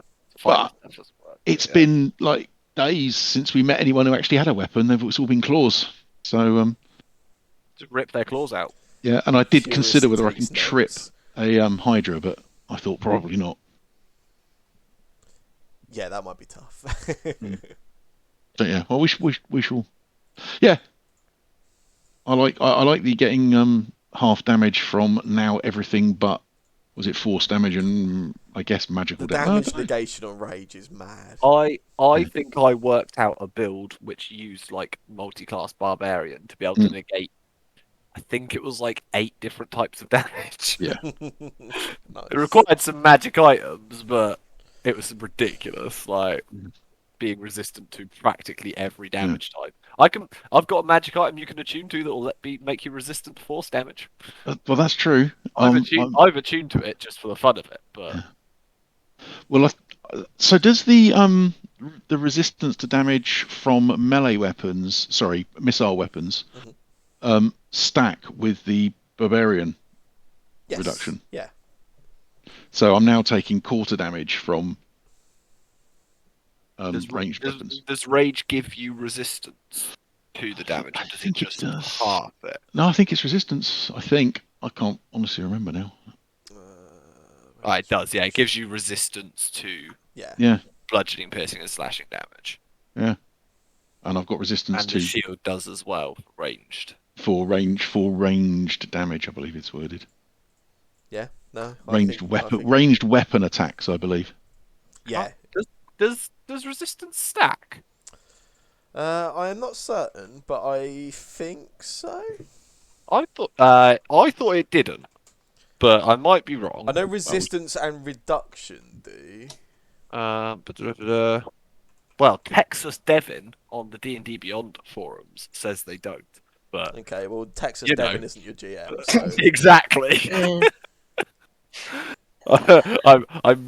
gonna question whether I should be taking advice from him. I have no idea who that is. But he was the first thing that popped up when I googled it. According to this, page 197 of the Player's I was Handbook. say I'll double check through my. You either have resistance or you don't, so no, it doesn't stack. Oh, right, okay. Do not stack, but halving damage taken can stack. Right. So I'm like, gonna go. there's spells that halve do. damage taken. They stack. Yes, go with next. resistance. You're really mean. Why? I wasn't able. I literally haven't been able to kill anything good. Yeah, no, because you're bad. I think that's fair. Jake killed 9 things in one turn. I would like to point out that killing things Nearly- isn't really the nearly point of myself. D&D. If you like to kill things, then you should probably play a different game. What are you And within? also, if you start playing the game of you've got to leave that thing alive because I want to kill it, there's like a really big chance that people just end up dying. That is very true. That's why I'm not playing that game. Or Cormac. I'm gonna go. Okay, bye, Cody. Bye bye. D&D is fun. Yeah, that was excellent. I'm also about 1,000,000% sure the thing that was causing all the slowdown and the refreshes is those green and red token frames on the friendly and unfriendly characters. Oh, wow. Oh, Sam, Yes, Screen's Cormac. gone. can I stay up a little bit later? No. Because last night when I told you it was time to go to bed, I then found you still playing on your computer half an hour later, didn't I? Mm-hmm. Yeah, exactly. Naughty boy. Naughty boy. I wasn't actually playing. I can't remember. Oh, so you think you're going to win this argument? I'm No, impressed. I don't. No, you've got to go to bed, dude. Definitely. Mm. And I'm going to come upstairs and check in like 5 minutes. So do yourself Which a I'm going favour. to also go to bed. Good night, everybody. Cool. Night, See you later, Tony. dude. See you later. Bye. Nobody else is on the Foundry other than Phil now, right? And I feel like it's fun sharing my secrets with Phil. All right. Just so I'm right, Sam. It's 28. I want to say I've taken it's 28, isn't it? Yes. Okay. So you taking half? You don't have to answer that. Not exactly. Not technically. And is it chaotic? As in, Well, I guess it's Technically, I'm not taking half. Mm. Technically, Leokin is healing double. That's semantics. Fair enough. There are vague situations where there's differences in that. So, Yeah, there are, I guess, yeah. but yeah. Mm. I'm not gonna lie, that was a really low roll on that second one. Oh, yeah, it was those token frames. They are killing performance. Oh yeah, because I was like 100% on the idea of like, I'm this is gonna kill me. Like the odds, I think the odds are it killed me. Yeah, Wow. I think so, yeah. I think. I'm not sure if I approve of that.